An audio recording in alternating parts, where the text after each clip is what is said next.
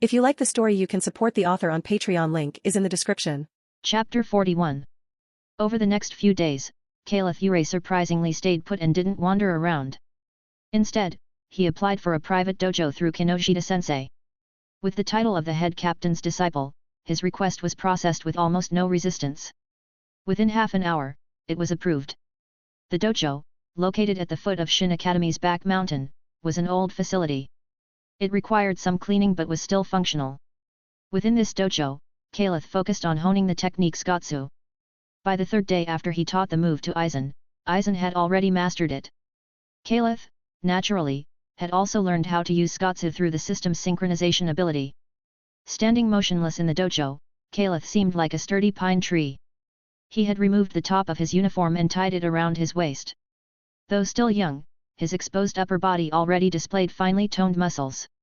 A light sheen of sweat glistened on his skin from the intense training. If someone had recorded him and posted the video online in his past life, talent scouts would have been at his door the next day.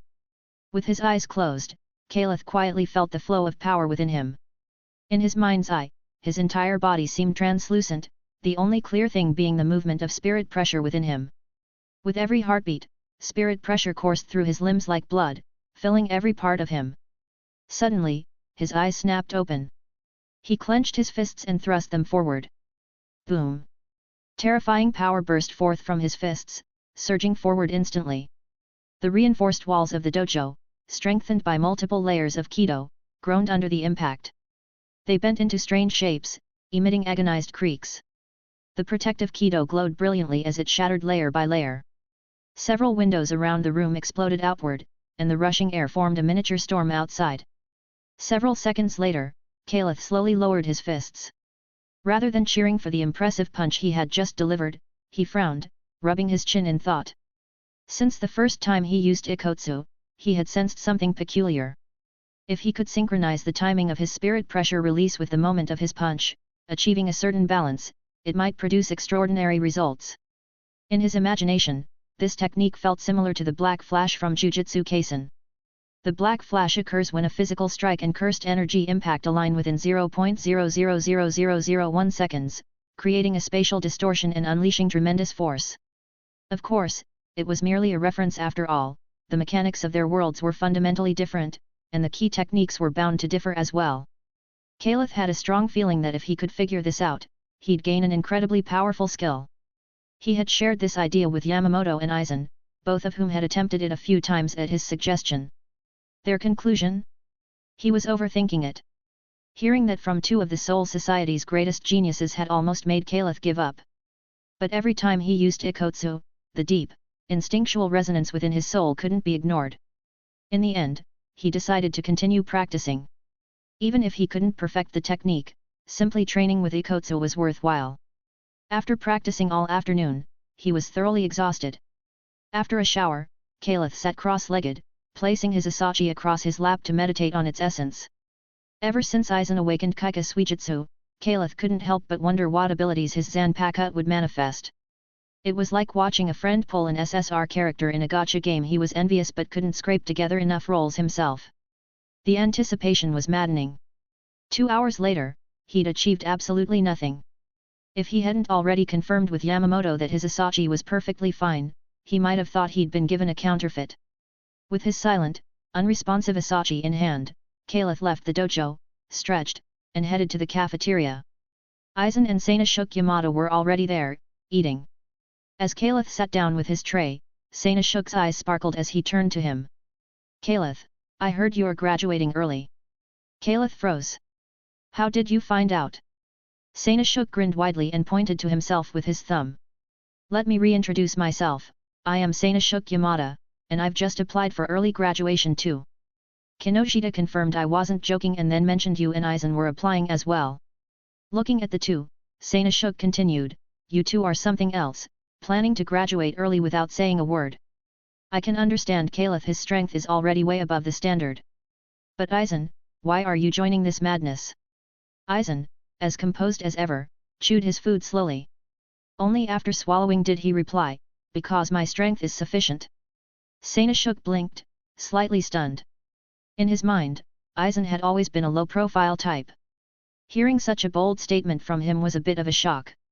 Kaelith was about to say something when he realized something wasn't right. He turned to Sōsuke with a look of surprise. "You're graduating early too?" "Yep." Sōsuke tilted his head back slightly, looking pleased with himself. "I've memorized the Comprehensive Guide to Healing Techniques, the Shin'ō Medical Journal Anthology, the Kairanji Medical Chronicles, and Shinigami Spirit Body Analysis, among others." Kaelith stared in astonishment as Sōsuke rattled off titles for over a minute, as if reciting a menu. "All of them? Memorized? Now, I'm an unbeatable force in the medical field." By the end of it, Kaelith's eyes were wide as saucers, feeling like he was looking at a divine being. Even Aizen glanced at him, momentarily impressed. The power of dedication was truly terrifying. Yet, Aizen realized this development worked in his favor. If only Kaelith and Aizen were graduating early, it would draw too much attention. With Sōsuke joining, the focus would naturally be diffused. Aizen glanced at Sōsuke, finding him a bit more agreeable than before. Later that night, as Kaelith returned to his room after a trip to the restroom, he stopped and looked toward Aizen's bed. Without needing to touch it, he could tell it was a decoy. Scratching his head, he sighed in exasperation. "Suke, are you really that desperate to grow stronger?" Despite his repeated warnings, Aizen still insisted on taking risks. After a few moments of contemplation, Kaelith made up his mind. Chapter 42. After breakfast, Kaelith Yurei changed into casual clothes and climbed over the academy wall to leave. Although his first division badge allowed him to leave the school whenever he pleased, Kaelith felt it would be improper to abuse such privileges. Reflecting on his virtuous behavior, he couldn't help but feel a sense of pride. If Yamamoto knew how incorruptible he was, resisting the sweet allure of power, surely the old man would feel deeply gratified. Using his exceptional shunpo, Kaelith effortlessly infiltrated Shin'ō. Dressed in casual attire instead of his academy uniform, he passed by several Shinigami without drawing any special attention. Walking along the clean, orderly streets, he quickly arrived at his destination. The 12th Division Barracks. Due to a recent attack, there were more patrolling Shinigami around the 12th Division's vicinity. But for a true expert, numbers were meaningless. Kaelith's figure flickered as he skillfully avoided every patrol team. Stopping in front of a sliding door, he reached out and knocked lightly. A few seconds later, the door slid open. Inside, Kiryu Hikifune sat cross-legged on the floor with a book resting on her lap, accompanied by a teacup and some snacks. Seeing Kaelith, she looked surprised. "I was wondering who could have snuck in. Turns out it's you, boy," she said with a smile, patting the tatami mat beside her. "Come, sit." Kaelith gave a polite nod before stepping inside and sitting cross-legged across from her. As he settled, his eyes casually glanced at the book on her lap. It appeared to be a cookbook. So, this strong and commanding captain of the 12th Division had a passion for food? Noticing his gaze, Hikifune's interest was piqued. She held up the book for him to see.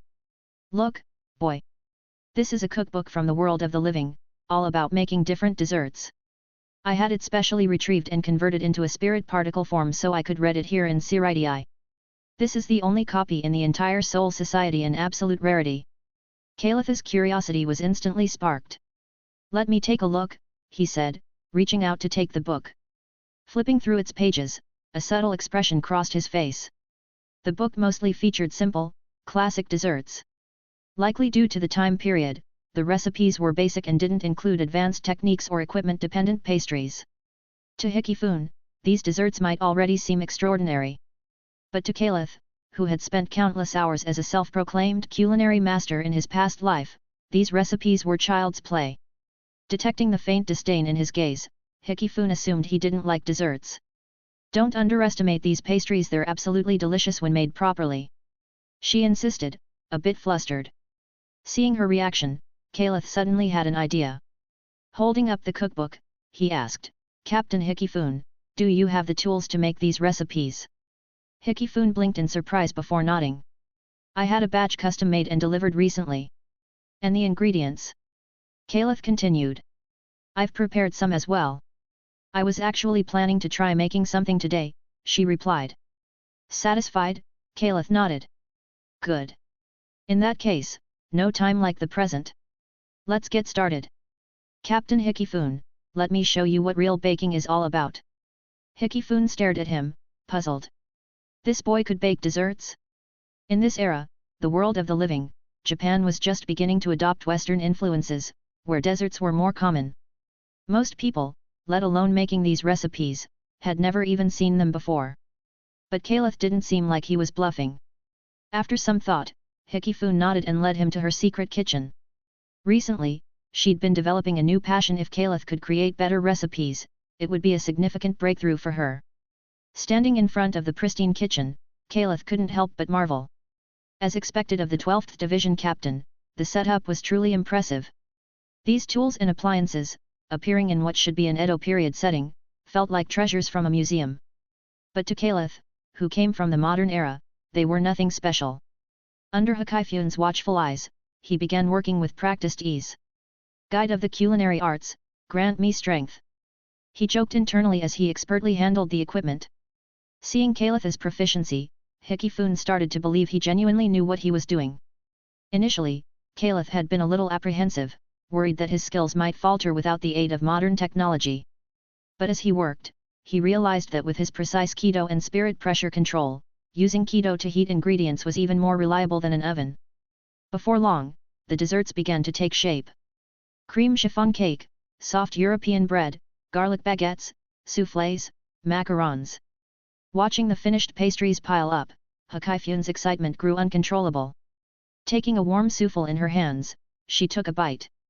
Her eyes instantly lit up. Under Kaelith's amused gaze, Hikifune initially maintained a graceful pace, savoring the flavors. But as she ate, her speed increased noticeably. Soon, Kaelith's expression turned slightly strange. He had made enough pastries to feed 2 or 3 people comfortably, maybe even 5 or 6 considering the richness of the flavors. Yet, within mere minutes, Hikifune had devoured everything by herself. Patting her stomach in satisfaction, Hikifune leaned back with a blissful expression. Watching this scene, Kaelith couldn't help but have a slightly malicious thought. At this rate, wasn't she bound to gain weight? Before he could dwell on it, Hikifune suddenly disappeared from his view. Kaelith instinctively tensed, readying himself for an attack. But in the next moment, Hikifune reappeared right in front of him. To his astonishment, she bent down deeply, her voice filled with sincerity. "Boy, no, master. Please take me as your apprentice. This is the lifelong request of Kiryu Hikifune." Kaelith. Staring at the 12th Division captain, one of the strongest Shinigami in the Soul Society, bowing so earnestly just to learn baking, Kaelith felt like he was in a surreal dream. Shaking his head with a chuckle, he replied, "Captain Hikifune, it's just baking. There's no need to go this far. If you're interested, I can teach you more recipes. But in exchange..." "No, this isn't just cooking." Hikifune raised her head, her gaze unwavering. "This is a pivotal decision for my next several centuries of training. For me, the ability to create truly delicious food defines my future, my very life. Master Kaelith, please accept me as your student." Chapter 43. Hearing Kiryu Hikifune's words, Kaelith Yurei instinctively displayed a look of reluctance. It wasn't directed at Hikifune herself but rather at the title she had used. It was dangerous.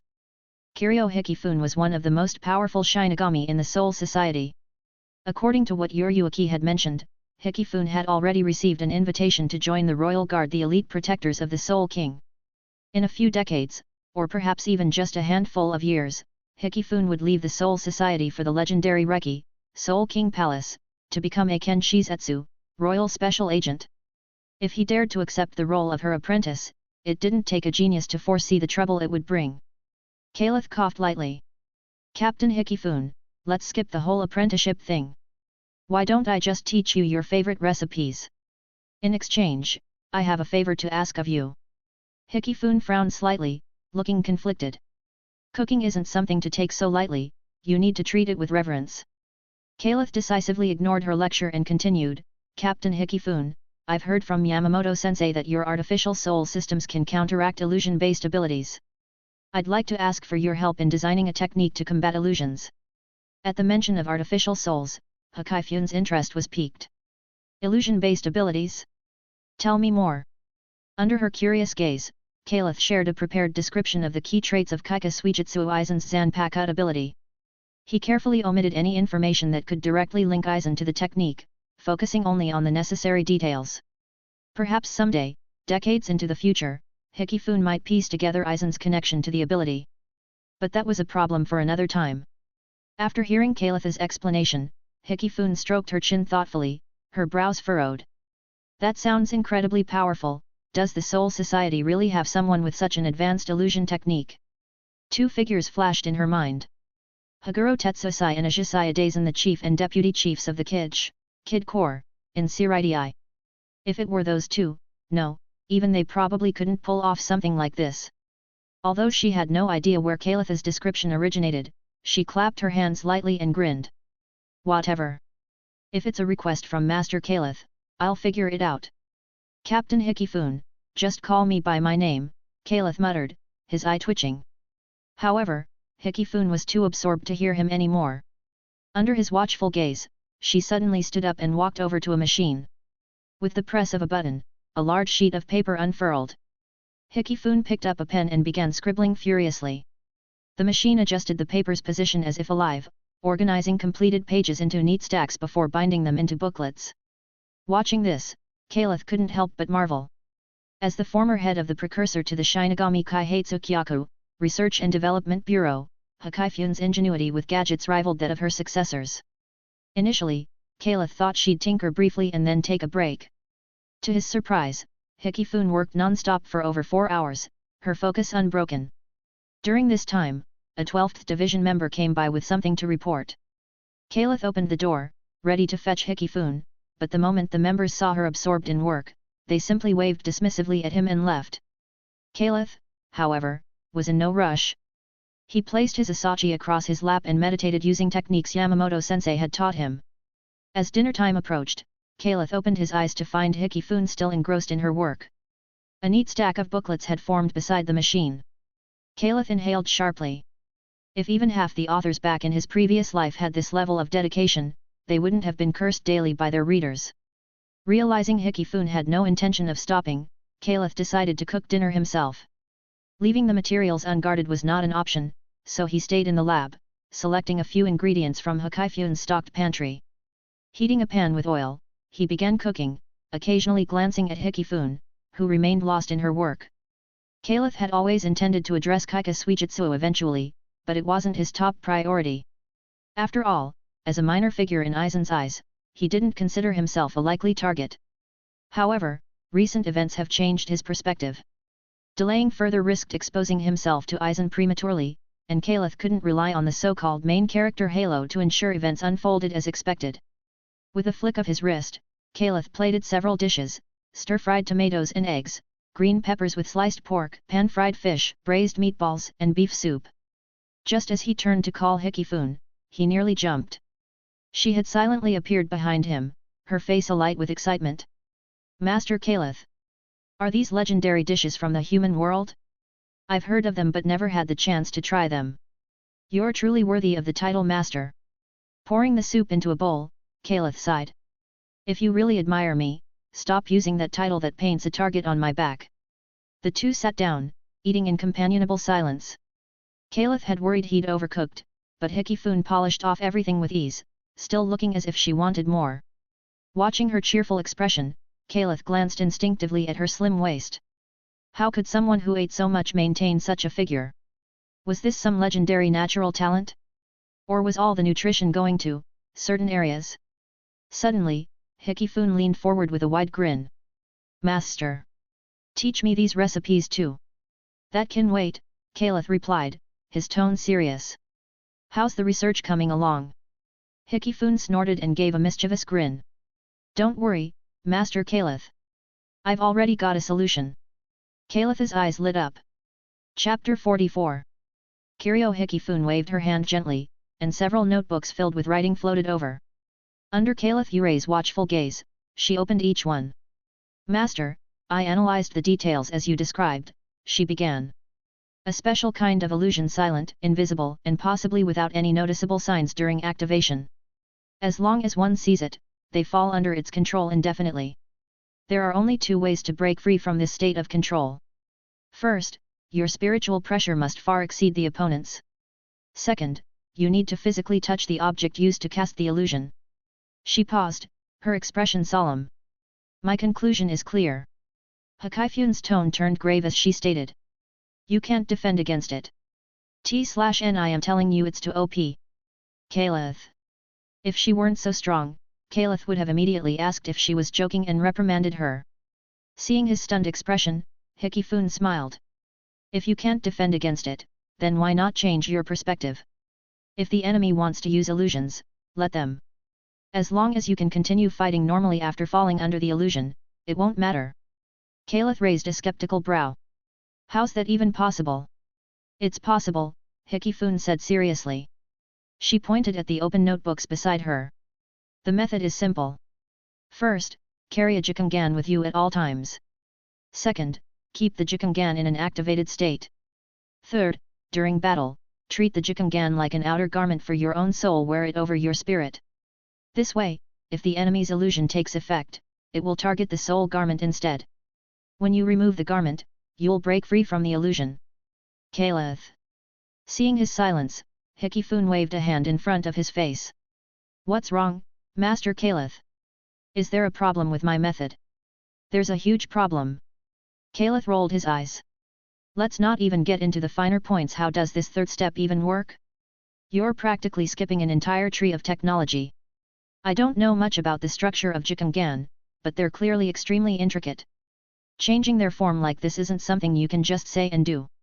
If manipulating souls were this easy, Shinigami wouldn't bother with swords and battles. They'd just wave their hands and mess with their enemies' souls directly. Hikifun thought for a moment before chuckling. Well, we'll figure that part out when we get there. That makes sense, Kaelith replied instinctively, before quickly correcting himself. Wait, no, it doesn't. This time, it's urgent. Urgent, hey. Hikifun mused. But I can't think of a better solution at the moment. How about we start with this approach, and if we come up with new ideas, we can adjust. Kaelith nodded reluctantly. Dash. As the sky darkened, Kaelith bid farewell to Hikifun and left the 12th Division. In just half an afternoon, he had learned a wealth of foundational knowledge about Jikengan and artificial souls. Since this was meant to be used against Aizen, he couldn't exactly ask Aizen for practice. The thought of mastering such a complex system left Kaelith feeling utterly drained. This friend of his was proving to be quite the handful. In the future, if that idiot Aizen managed to avoid a lifetime prison sentence, he should really bow and thank Kaelith profusely. Before leaving, Hikifun had insisted on learning a few simple recipes from him. In this era, while Japanese cuisine wasn't exactly backward, it was certainly underwhelming. Miso soup, pickled vegetables, and bizarre varieties of sushi were the culinary staples. Commonplace dishes like tempura from later times were considered high-class delicacies and synonymous with gourmet food in this era. To Hikifun, the dishes Kaelith could prepare were like a revelation. It was as if someone accustomed to retro consoles suddenly encountered a PS5. Her envy and admiration needed no words. Dash. The next day, Kaelith and Aizen attended their classes together. Even though both were on the verge of graduation, their disciplined nature drove them to maintain their attendance. As long as they hadn't officially graduated, they committed to taking every lesson seriously. Seeing the two of them in class, Kinoshita looked momentarily surprised before smiling. After class, Kaelith headed toward the school shop. Since Shun Kukaki had stopped attending, Kaelith rarely visited the cafeteria for lunch. Without the lavish meal boxes Shun brought from the Kukaki household, the cafeteria food could only satisfy hunger. It offered no sense of excitement. At the shop, Kaelith was about to buy 2 anpan when a voice suddenly called out behind him. T/N anpans are basically donuts. Oi! Kaelith, my man! Turning around curiously, Kaelith looked toward the source of the voice. A man with brown hair styled into a pompadour and a large gold chain around his neck was running toward him. His appearance startled several students nearby. Hey, isn't that someone from the 2nd Division? That's the lieutenant of the 2nd Division, Madame Marino Shin. The one who's insanely good at Shunpo. Yeah, not just Shunpo. I heard he practically runs the 2nd Division now and is really powerful. At first, the students were puzzled as to why someone of Mada's rank would come to Shin'ō Academy. But when they heard him call Kaelith's name, everything clicked. He must be here to recruit Kaelith into the 2nd Division early. Even so, Kaelith was still a first-year student. Even if he was on track to graduate within a year, an unprecedented feat, there were still over 6 months to go. Wasn't it a bit too early to start recruiting him? As students whispered amongst themselves, Mida reached Kaelith's side. Hey, Kaelith! I heard your year has no classes this afternoon, so I came to find you. What are you up to? Buying lunch, Kaelith said, pointing to the N-pan on the counter. Mida looked momentarily taken aback before quickly waving it off as if it didn't matter. I love N-pan as much as anyone, but skip them for today. Let's go try some of the food my family's chef prepared. Kaelith naturally had no objections. If he remembered correctly, the Mida family was among the wealthiest nobles in the Seoul society. The ingredients they used wouldn't fall short of the Kukaki household's quality. Following Mida's lead, Kaelith left the academy, and the two headed toward the 2nd Division's barracks. Since Mida was currently handling most of the captain's duties, he lived directly within the division's quarters. As they walked, Mida enthusiastically pointed out various facilities and training programs along the way. Passing a wide-open area, Kaelith noticed several young children, shorter than him, practicing Gonsetsu Waza on wooden dummies. Despite their young age, the aura each child exuded was extraordinarily intense. Chapter 45. Seeing Kaelith stop in his tracks, Madame Marino Shin followed his gaze. Kaelith, interested in the training of the Correction Corps. Kaelith looked at the boys and girls who were training. Not so much interested, just feeling a bit reflective. These people haven't even reached the age to enroll in the Shin Academy, yet they're already undergoing training. Hearing this, Marino Shin shook his head with a sigh. Kaelith, there's one thing you're mistaken about. These children aren't just starting their training. The ones you're seeing now are the elites of the Correction Corps General Unit. Most of them have been part of the Correction Corps for over 10 years. Which means they started this kind of training when they were even younger. Hearing Marino Shin's words, Kaelith couldn't help but show a look of surprise. They began training 10 years ago. 10 years ago, how old could these kids have been? Even though Shinigami have long lifespans and extended timelines, it's still a bit hard for him to accept. Kaelith gently shook his head. As expected of the Seoul society, which closely mirrors ancient times when it comes to inhumanity, it rarely disappoints. As he was pondering these thoughts, Marino Shin suddenly seemed to notice something. He grinned. Kaelith, didn't I just say that most here have been with the general unit for about 10 years? Actually, not all of them have been here for 10 terms. See that kid over there? The shorter one. She's a super genius. Although not quite at your level, she gave us old folks quite a surprise. That child has only been with the Correction Corps for 6 years, yet she's already mastered all the knowledge and techniques. If nothing unexpected happens, starting next year, she'll be promoted to the captain's personal guard. Before her, no one with less than 10 terms has ever been admitted. As he spoke, Marino Shin walked a few steps toward the training squad. Shaolin! Come over here! Hearing Marino Shin's call, the petite member of the Correction Corps paused slightly during her training. Seeing Madame Marino Shin, she flashed directly in front of him and knelt on one knee. Vice Captain. T/N Lieutenant is the official name, but people also call them Vice Captain since it is the second rank with Captain being the first rank. Marino Shin nodded, his expression steady and serious, completely different from his earlier jovial demeanor. Shaolin, how is the progress on the training subjects for the captain's personal guard? Upon hearing this, the girl responded without hesitation, reporting to Vice Captain, all have been completed. Marino Shin turned his head and, from an angle the girl couldn't see, gave Kaelith a smug smile. Kaelith. He didn't even know what the personal guard had to train for, what's the point of showing off? As if guessing Kaelith's thoughts, Marino Shin smiled and was about to say something. Suddenly, a person dressed in black and wearing a mask appeared beside him using Shunpo. The masked individual knelt on one knee. Vice Captain Mida. The patrol team has discovered traces of suspected rebel activity in the 6th district of South Rukanga. Requesting support. Marino Shin's expression became serious. Dispatch Team 1 to check it out. No, I'll go myself. If it were in the 50th or 60th districts, he wouldn't mind sending subordinates directly. But the 6th district is a prosperous area, many nobles have shops there. If something happens, he doesn't want to bear that responsibility. After the masked individual left, Kaelith asked, need any help? No need, Marino Shin shook his head.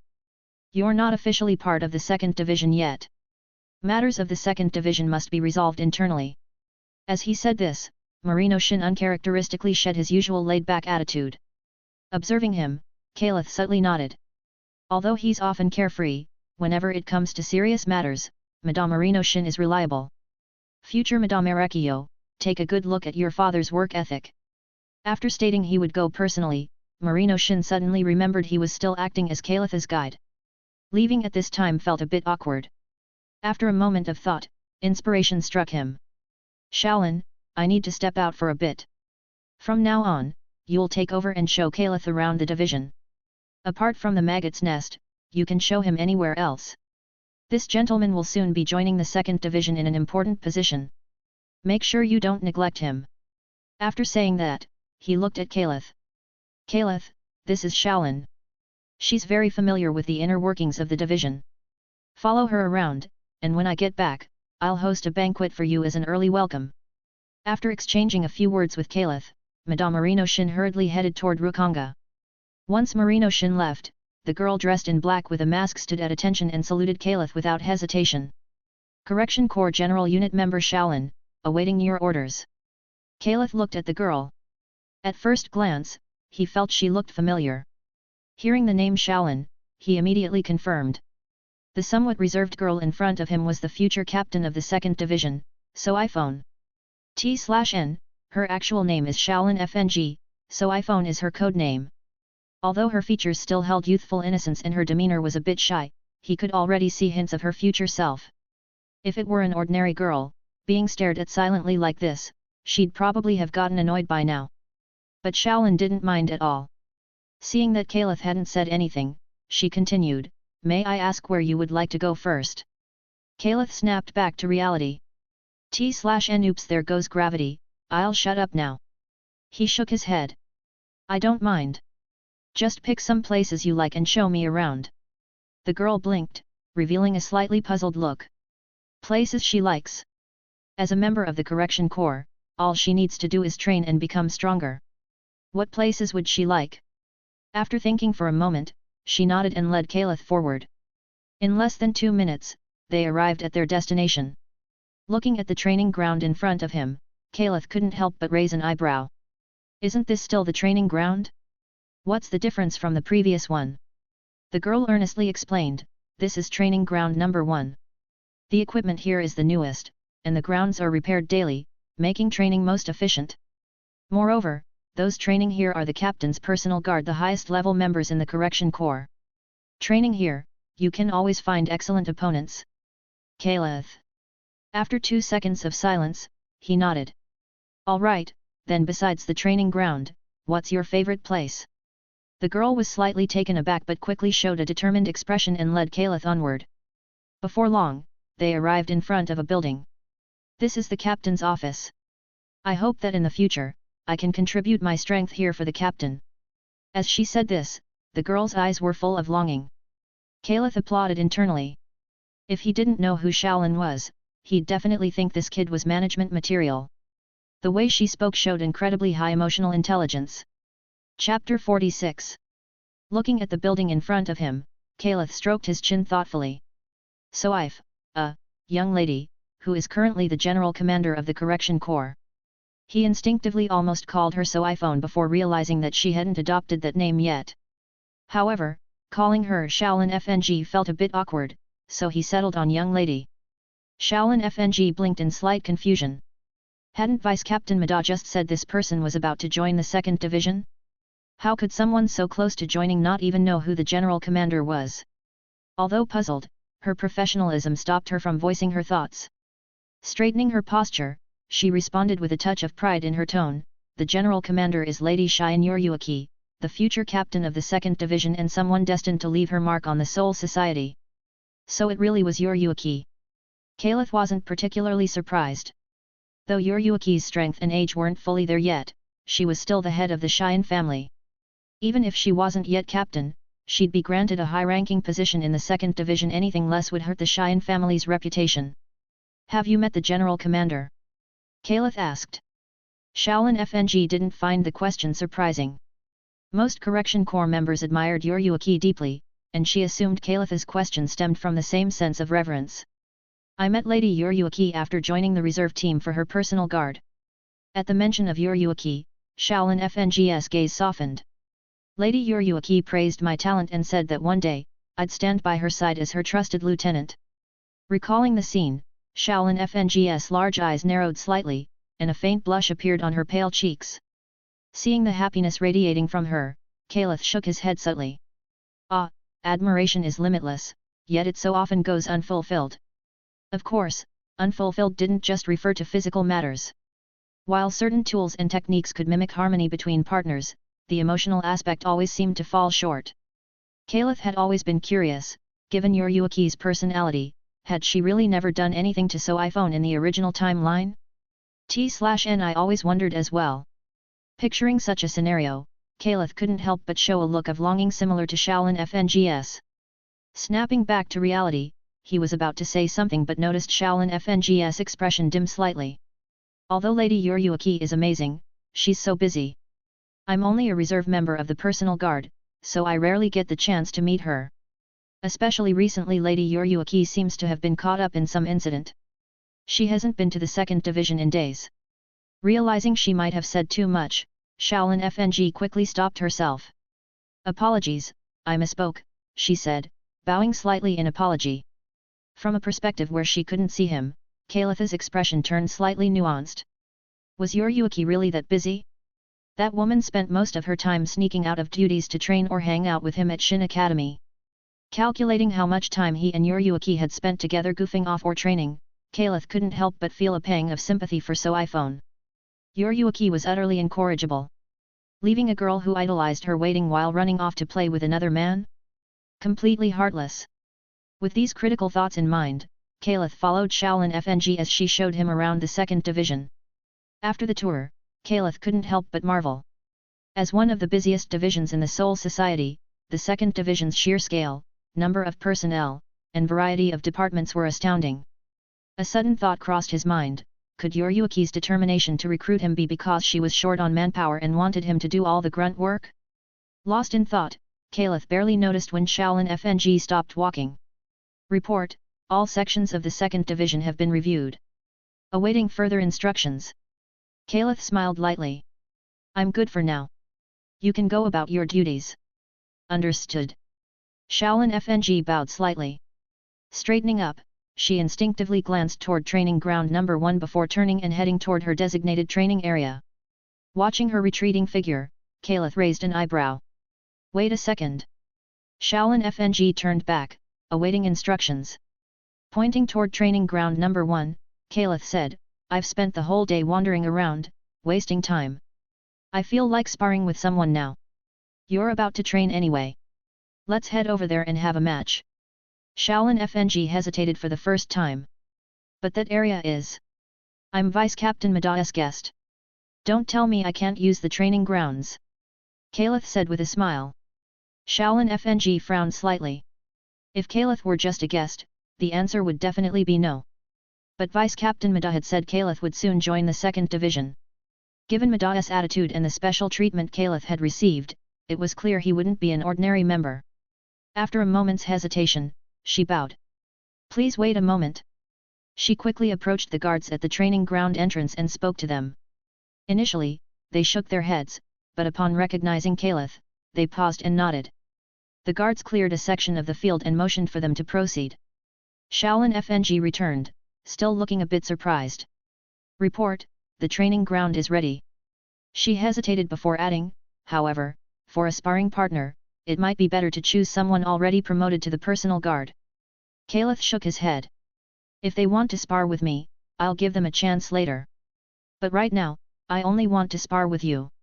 Shaolin FNG blinked, slightly taken aback. Leading the way, Kaelith stepped into the training ground. The trainees, who had been observing from a distance, turned their full attention to him. Seeing Shaolin FNG escorting an outsider into the field sparked curiosity among the group. Standing at one end of the field, Kaelith nodded at Shaolin FNG.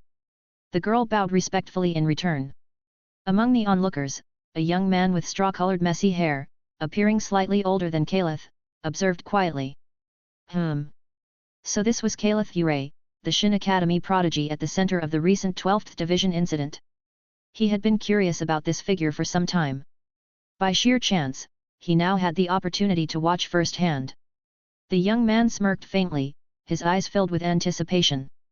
Noticing that Kaelith wasn't making the first move, Shaolin FNG made up her mind and launched the first attack. Taking a deep breath, she stepped forward. Whoosh! Her figure vanished. Chapter 47. Using Shunpo, Shaolin FNG appeared directly in front of Kaelith Yurei. With a flick of her right hand, the zanpakuto that had been resting at her lower back was now firmly gripped in her palm. A glint of steel flashed as the blade aimed straight for Kaelith's abdomen. Kaelith couldn't help but break into a cold sweat. As expected from someone with Onmitsuka training, her strike was precise and targeted a vital organ. Yet, he casually extended his hand. Clap! Shaolin FNG's pupils contracted. To her disbelief, Kaelith had effortlessly caught her wrist mid-strike. She had deliberately restrained her power to avoid injuring him, aware that he might lack the strength to counter. If he couldn't dodge, she planned to halt her blade before it connected. Even so, her speed was far beyond that of an ordinary Correction Corps member. If he had dodged or blocked with a weapon, she wouldn't have been surprised. But this... Kaelith released her wrist gently. No need to hold back. Go all out, he said, smiling calmly. Hearing this, Shaolin FNG nodded seriously. Understood. Her zanpakuto, a short blade perfectly suited for close combat, glinted as she flipped her grip into a reverse hold.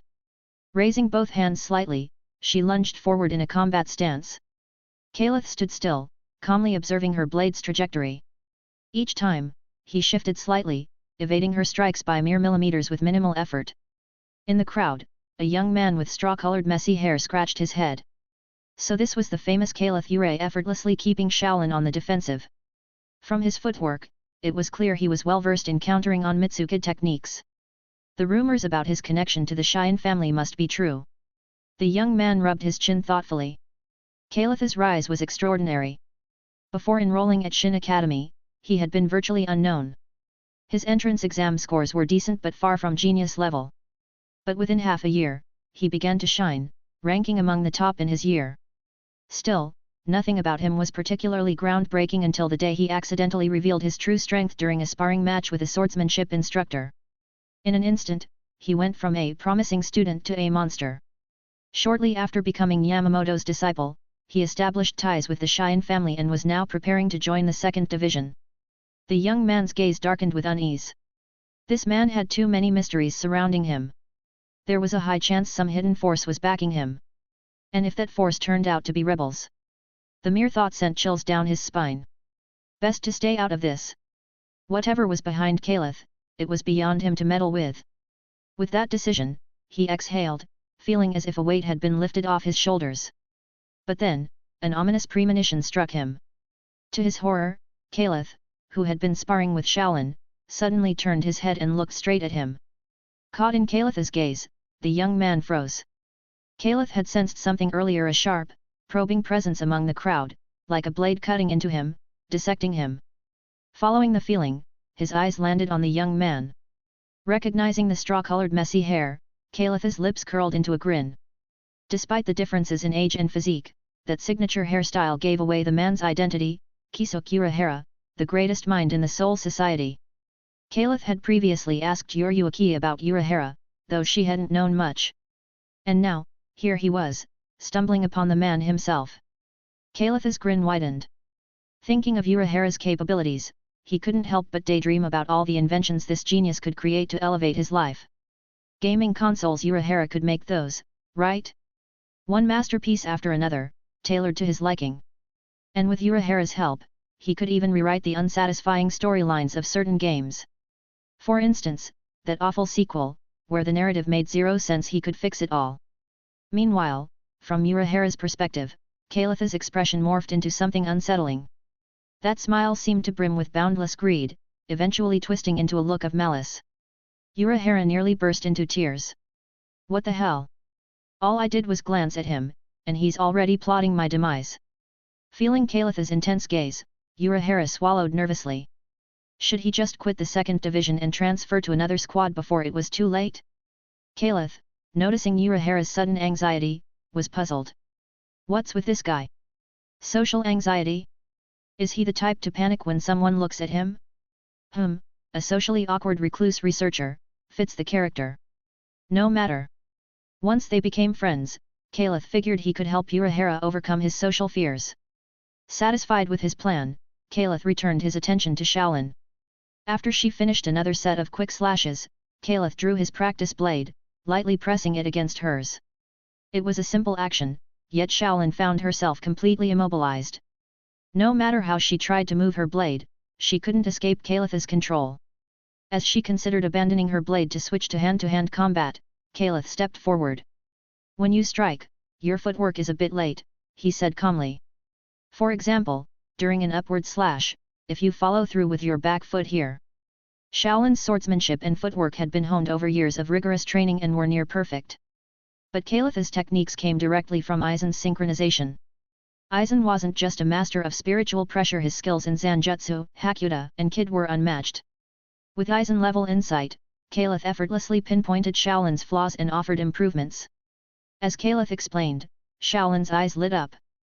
Mentally replaying her movements with his adjustments, she realized her fluidity had improved by at least 30%. The surrounding spectators, attempting to visualize his advice, also showed expressions of astonishment. When Kaelith finished, Shaolin took a deep breath and bowed deeply, her voice trembling with gratitude. "Thank you so much. Your guidance is something I'll never forget." With that, she bowed again and stepped aside, fully focused on absorbing everything Kaelith had taught her. What a kind and amazing person! Compared to this man, the unidentified figure who often lured Lady Yurei away was nothing more than scum. As Shaolin finished the sparring session, several other trainees began to look eager, their eyes brimming with anticipation. Finally, someone stepped forward to request a match with Kaelith. Kaelith sighed, scratching his head in annoyance. He glanced at the crowd, clearly reluctant, and then suddenly smiled. In the crowd, Yurei Kisuke felt a chill down his spine. Before he could move, Kaelith pointed directly at him. "You won't learn much from me. But that guy over there? He's the real deal. If you can learn from him, it'll benefit you for a lifetime." Feeling the sudden flood of attention directed his way, Yurei froze, his mind going numb. Chapter 48. Kisuke Yurei was utterly dumbfounded. He had always lived by the principle of staying low-key, diligently adopting a lifestyle of quiet obscurity. In chaotic times like these, the more one stood out, the more likely they were to be targeted. Unless the chaos settled, he had resolved to keep his head down for eternity if need be. But who would have thought that this peaceful life would be abruptly disrupted by a completely inexplicable person? Feeling utterly helpless, he glanced at Kaelith Yurei. Seeing Kisuke look at him, Kaelith smiled brightly and gave him a thumbs up. As a man with high emotional intelligence, Kaelith understood well that if you wanted someone to like you, you had to find ways to make them shine. Why do the chubby side characters in novels always live such happy lives alongside the protagonist? The answer is simple: they let the protagonist hog all the glory.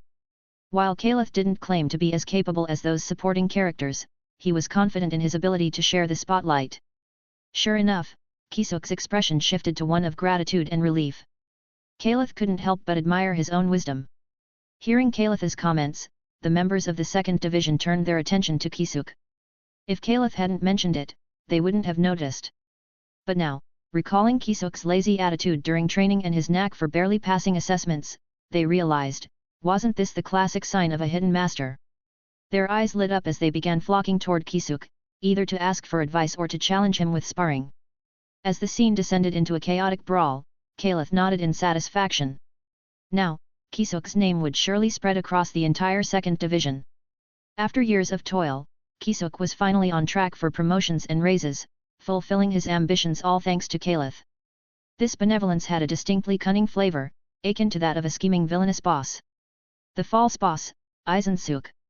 The real boss, Kaelith Yurei.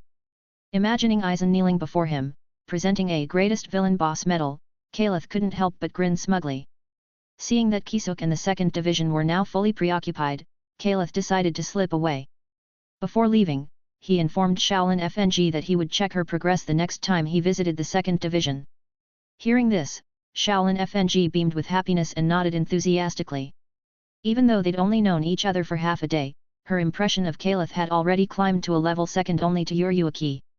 While it was still only 1% of her admiration for Yurei, it was remarkably high. After bidding farewell to the 2nd Division, Kaelith returned to Shin Academy.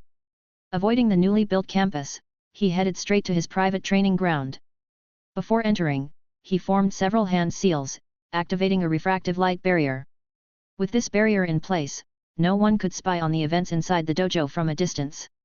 If someone breached the barrier, Kaelith would know immediately. Admiring his handiwork, Kaelith nodded in satisfaction. As expected of something made by Aizen, just mastering this alone could earn him a position within the Kid Corps. After setting up the barrier, Kaelith entered the dojo and took out a small vial of red liquid. Inside was a refined material for creating artificial souls, provided by Hikifune Kiryu. Kaelith estimated that this red liquid was likely the precursor to the soul candy. Following Kiryu's instructions, he opened the vial and poured out the liquid. Under the guidance of his spirit pressure, the liquid swirled and coalesced midair, forming a smooth orb of liquid. Kaelith placed his hands on it, his expression turning serious. His next task was to fuse the material with his spirit pressure to create a soul that closely mimicked his own.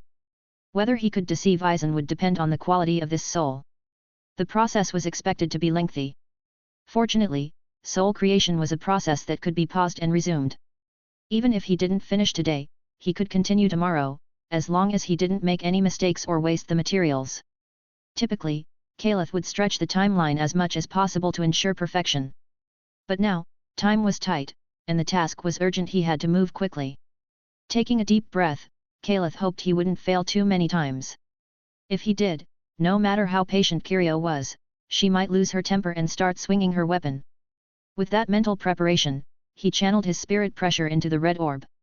The first step was to fuse his spirit pressure with the red liquid as thoroughly as possible. This phase would typically take dozens of hours.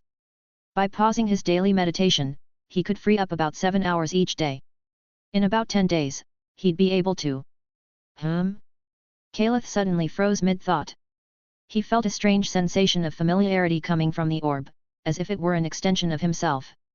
Puzzled, he quickly examined it further. It didn't take long for Kaelith to figure out what was happening.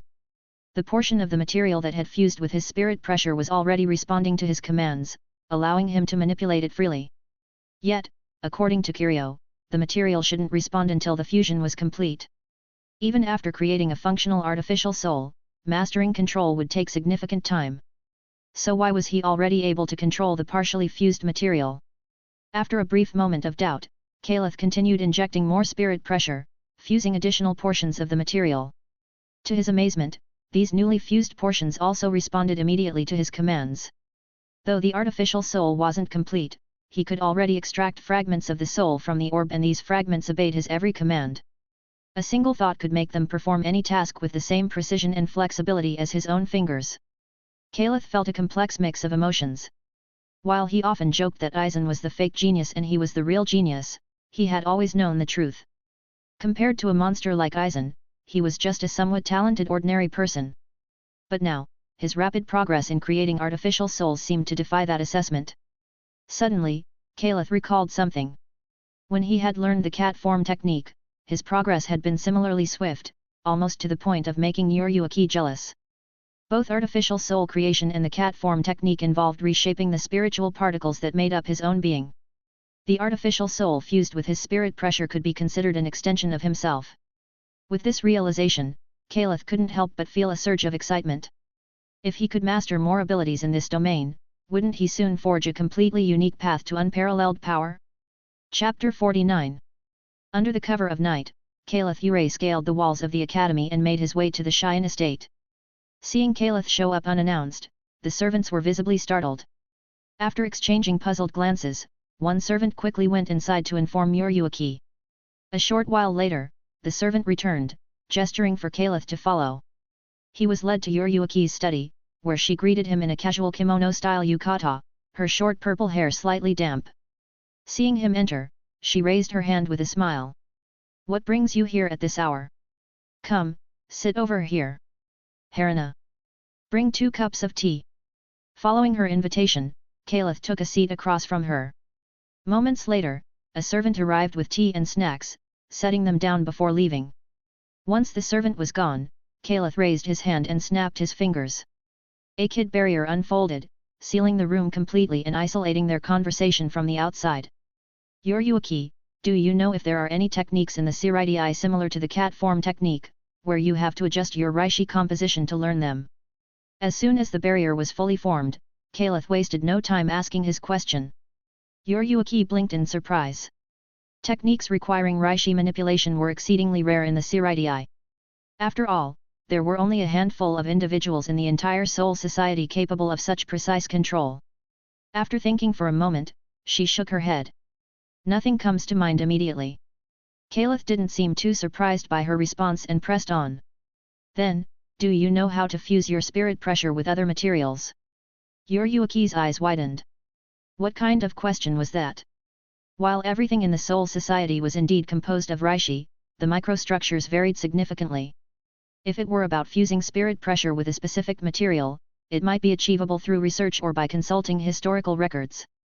But the idea of fusing spirit pressure with all kinds of materials, that was pure nonsense. Annoyed, she replied, what kind of absurd ability is that? Not even I, Captain Hikifune, or the head captain could do something like that. What's gotten into you today? Why are you suddenly asking such bizarre questions? Under Yurei's curious gaze, Kaelith recounted his discovery from the previous day. He trusted Yurei's character after all, this was someone who had willingly given up her status as a noble head for the sake of her friends. If it were him, he wouldn't have let go of such wealth and prestige so easily. As the head of the Shin family, even if Yurei didn't have the answers now, she'd undoubtedly find them if she chose to look. It was better to explain things clearly than to keep secrets. Yurei listened quietly as Kaelith spoke, her expression gradually growing more serious. When he explained his theory that his spirit pressure could gain control over objects once fused with them, Yurei suddenly stood up, striding over to him in alarm. She clamped a hand over his mouth. Even though the soundproof barrier was active, she couldn't help but release her sensing spirit pressure to confirm no one else was nearby. Under Kaelith's surprised gaze, she leaned in close and whispered urgently. Kaelith, listen to me. From now on, you must never tell anyone about this ability. Do you understand? Absolutely no one. Kaelith removed her hand from his mouth. I know this ability is strong. That's why I set up the soundproof barrier first. Yurei shook her head. No, it's not about strength or weakness. Her expression was unusually grave. The problem is, Kaelith, your ability resembles that of a certain person. Who? Kaelith asked, puzzled. Lowering her voice, Yurei said, the former captain of the 11th Division Kenpeki Oz's hero. Kaelith furrowed his brows, searching his memory for the name. In all his recollections of the Bleach series, he didn't recall ever hearing of this person. Before he could ask, Yurei explained. Oz's hero Kenpeki had an ability that allowed him to fuse his spirit pressure into various objects, giving him complete control over them. At his peak, he had the entire Shirai under his control. Within its boundaries, he was virtually invincible. But it wasn't long before a project he spearheaded angered the Central 46. As a result, he was stripped of his captaincy and imprisoned in the Mukan. Do you understand now, Kaelith? If the Central 46 learns that you have an ability similar to Oz's hero Kenpeki, they'll immediately suspect a connection between you two. You'll be unable to move freely within the Shirai and might even be falsely accused and sent to the maggot's nest. Hearing Yurei's words, Kaelith felt a wave of exasperation. Great! He finally had a golden ability that didn't rely on Aizen, only for it to come with such a ridiculous drawback. Seeing Kaelith's dejected expression, Yurei chuckled softly. Don't look so defeated. All I'm saying is to keep this under wraps.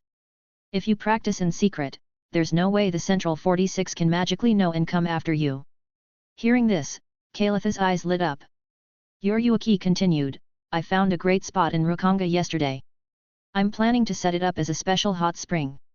Once it's ready, you can practice your new ability there, and I'll keep watch for you. Looking at her confident smile, Kaelith couldn't help but feel a surge of gratitude. No wonder iPhone was so devoted to Yurei. This woman, every now and then, truly gave off the impression of being dependable. As Kaelith left the Shin estate, he scaled the walls and made his way back toward the dormitories. The moonlight reflected softly off the smooth roads of the Shirai. Occasionally, he passed patrolling Shinigami responsible for internal security. As he walked, his pace gradually slowed. In the distance, he spotted two Shinigami carrying lanterns, which made him frown. He'd dealt with these patrols countless times in the past. Before becoming Yamamoto's official disciple, he frequently snuck into the Seireidii. Over time, he had memorized their patrol routes and general habits. Normally, while patrols would occasionally change their routes, the overall defensive pattern remained consistent. Main roads were always covered. But tonight, something was off. In some areas, the patrolling Shinigami were oddly concentrated. In others, there were glaring gaps, leaving blind spots in their coverage. Standing atop a rooftop, Kaelith stroked his chin thoughtfully. After a moment's consideration, he pulled out the pass Yamamoto had given him, intending to question a patrol about who had assigned tonight's shifts. However, just as he was about to move, a sharp ringing sound echoed in the distance. Dong! Dong! Dong! Accompanying the bell tolls, a voice suddenly rang out across the sky. This is the 7th Division Barracks. We're under attack. The attacker is... Arg! Hearing the message, Kaelith's eyes widened in surprise. The voice had used Tentiacra. As kid number 77, Tentiacra was a difficult technique to master. Given its rarity and the dire circumstances required for its use, only a high-ranking Shinigami, likely a vice-captain, could have cast it. A vice-captain level Shinigami, unable to stop the attacker? Kaelith instinctively prepared to rush toward the 7th Division Barracks, but paused as a chilling thought flashed through his mind. A terrifying possibility began to take shape. Chapter 50. 7th Division under attack. Damn it, who dares commit such atrocities within the Seireidii? Hurry, to the 7th Division for support. Shouting, a few patrolling Shinigami grabbed their lanterns and dashed toward the 7th Division Barracks. But just as they rounded a corner, several masked figures emerged from the shadows. Asterisk schlick. Schlick. Schlick, asterisk. The sound of blades piercing flesh echoed as the patrolling Shinigami cried out in agony and fell to the ground. Similar scenes unfolded across various locations in the Seireidii. In front of the 8th Division Barracks, a patrolling Shinigami widened his eyes in terror, staring at the blade about to pierce his chest. Suddenly, a figure descended from the sky, clad in a pink flower-patterned haori and a wide-brimmed straw hat. It was Kyoraku Shunsui, the captain of the 8th Division. Facing the attackers, Kyoraku remained expressionless as he raised his zanpakuto high. Even in the darkness, the gleam of the blade was strikingly clear. Slash! With a single swing, blood erupted simultaneously from 6 or 7 attackers, their bodies collapsing to the ground. Glancing at the fallen assailants, he spoke calmly. Round them up and detain them in the dojo. Guard them tightly. Yes, sir. A group of Shinigami who had rushed over responded in unison. Kyoraku sheathed his blade and adjusted the brim of his hat with one hand. He turned to the Shinigami who had been saved, now sitting paralyzed on the ground. You all right? The Shinigami snapped out of his daze and quickly nodded repeatedly. Yes, yes. Thank you so much, Captain Kyoraku. Kyoraku gave a slight nod. At that moment, a tall girl with glasses and braided pigtails landed beside him. Captain, battles are breaking out in every district, centered around the 7th Division Barracks. In particular, the main roads leading to the 7th Division have the largest number of attackers. She frowned slightly as she continued, so many of them. How did they sneak in without anyone noticing? Kyoraku remained silent. His intuition told him that tonight's events weren't as simple as they seemed. However, he couldn't come up with a reasonable explanation in such a short time. And right now, rescuing the 7th Division was more pressing than investigating the conspiracy behind it. Lil Lisa, I'm counting on you to hold the fort. Don't let any bad guys get in. With a smile and a light-hearted admonition, he vanished into the night. Dash. At the 5th Division Barracks, a man with long golden hair sat on the rooftop, silently observing the direction of the 7th Division. Initially, he had intended to rush over and assist immediately. But after a moment's thought, Hirako Shinji decided against it. The 8th Division was close to the 7th Division Barracks, and with Captain Kyoraku there, additional reinforcements should be sufficient. Rather than rushing over like an idiot, it made more sense for him to stay and guard the 5th Division, ensuring that any unexpected developments wouldn't leave the Seireidii vulnerable. However, just then, a figure suddenly appeared beside him. Hirako raised an eyebrow in mild surprise. It was a messenger from the Nightkin elite communicators of the Seireidii's internal affairs. Under his gaze, the messenger knelt on one knee. A directive from the Central 46, Captain Hirako Shinji of the 5th Division, you are to immediately lead your division to support the 7th Division barracks. Hirako couldn't hide his shock at the announcement. The 5th Division was so far from the 7th Division, why did they specifically require him to go? Instinctively, he asked, what about the other division captains? Are they being sent too? Apologies, I do not have that information. With that, the messenger vanished as quickly as he had appeared. TCH. This is such a pain, Hirako muttered, scratching his head with an annoyed expression. He couldn't fathom what the Central 46 was up to, but orders were orders. The last person to openly defy a Central 46 directive was still rotting in the mukin. Oi! Someone, come with me. We're heading to the 7th Division. Dash. On a rooftop, Kaelith Yurei watched as a group of patrolling Shinigami rushed toward the 7th Division. When several attackers suddenly emerged to ambush them, Kaelith drew the Asachi at his waist. In a flash, he appeared behind the assailants. With a light flick of his blade, a trail of blood splattered across the ground in a straight line. Behind him, the attackers collapsed like puppets whose strings had been severed. Only then did the defending Shinigami regain their senses. Seeing Kaelith, they instinctively drew their swords in alarm. Who are you? Kaelith calmly pulled out his 1st Division badge from his pocket. I'm under orders from Yamamoto-sensei. Upon recognizing the badge's emblem, the Shinigami collectively exhaled in relief. Their nerves eased, but as they got a good look at Kaelith, they couldn't help but feel puzzled. This young Shinigami looked like he hadn't even graduated from Shin'ō Academy yet. Although doubts lingered, no one dared voice them aloud. After all, the way Kaelith had effortlessly dispatched the attackers had left a strong impression. Kaelith spoke firmly, tell me your patrol routes for tonight quickly. Not just yours. Any routes you know about, tell me everything. Thanks to the 1st Division badge, the patrolling Shinigami didn't question him and promptly relayed everything they knew. Kaelith narrowed his eyes, mentally mapping out the routes over a simulated layout of the Siraidii. Gradually, he noticed a pattern. If viewed with the 7th Division's barracks as the focal point, the patrol routes seemed riddled with blind spots leading there. These gaps would make it easy for attackers to infiltrate and position themselves near the barracks. But, when he removed the 7th Division from the equation and looked at the map as a whole, he noticed a second, equally vulnerable location. The 2nd Division barracks. Kaelith's expression darkened as he confirmed his suspicions. Without wasting a moment, he launched himself from the rooftop. His body became a blur as he accelerated toward the 2nd Division barracks. Under the moonlit sky, he pushed his speed to the limit, becoming little more than a fleeting shadow. If Yamamoto were here to witness this, his feelings would be complicated. On one hand, he'd be proud to see Kaelith's Shunpo reach such incredible speeds. On the other, realizing that Kaelith had been holding back during training where his speed had only been half as fast might just raise the old man's blood pressure. Thanks to his extraordinary speed and powerful spirit pressure, Kaelith reached the vicinity of the 2nd Division in less than half an hour. The moment he arrived, his heart sank. A massive kid barrier enveloped the entire 2nd Division barracks, suppressing almost all outward spirit pressure. It didn't take a genius to realize something was seriously wrong inside. As he breached the barrier, a tidal wave of chaotic, clashing spirit pressures surged toward him like a storm. Chapter 51.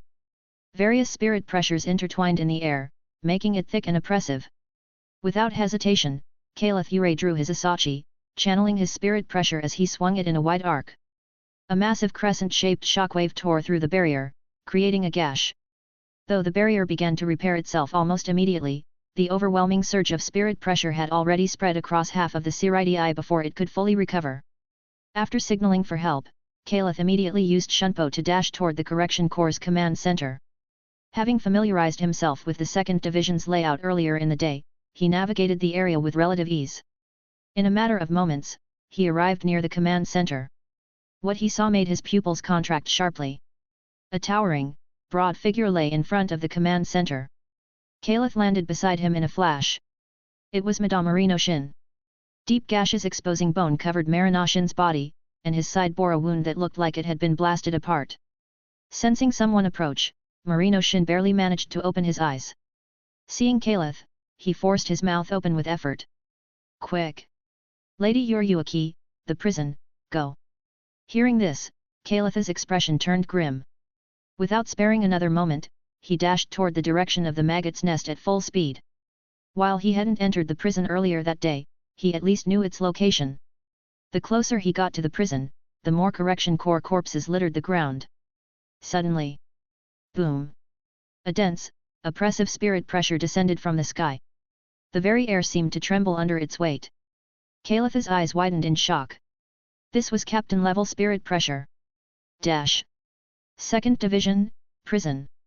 Dozens of correction corps members formed a defensive formation, their eyes locked on the figure in the distance. Though the opponent stood alone, their power was overwhelming. These seasoned executioners, usually well-trained and efficient, found themselves as helpless as infants in the face of this man. Behind them, Yurei stood motionless. Even knowing she was no match for him, even knowing what awaited her if she stood her ground, her gaze held no fear. Takadatai, captain of the 9th Division. To think you, too, would be swayed by their words, she said calmly. Under her piercing gaze, the towering man known as Takadatai slowly spoke.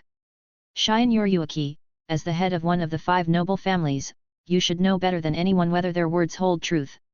In the name of the Shinigami's honor, of a warrior's honor, I ask you, is what they say true?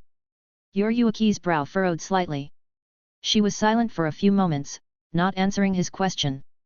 Instead, her gaze shifted to the figure hanging limply in Takadatai's hand. Seeing her refusal to respond, Takadatai felt his resolve solidify. With renewed determination, he followed her gaze to the young man in his grip. The disheveled blonde hair and lanky frame made it clear this was Kisuke Urahara. Clutched tightly by Takada's massive hand, Kisuke had already lost consciousness. Raising Kisuke slightly, Takada remarked, "He's young, but clever." When faced with a sudden attack, he didn't foolishly confront me. Instead, he tried to break the barrier to draw outside reinforcements. If it had been anyone else, he might have succeeded. But in the end, it wasn't enough. Turning to Yurei, he asked, "What's this? You seem to care about him." Yurei smirked faintly. "Idiot. We're the stealth force. Caring isn't in the job description. To complete the mission, any one of us could die, myself included."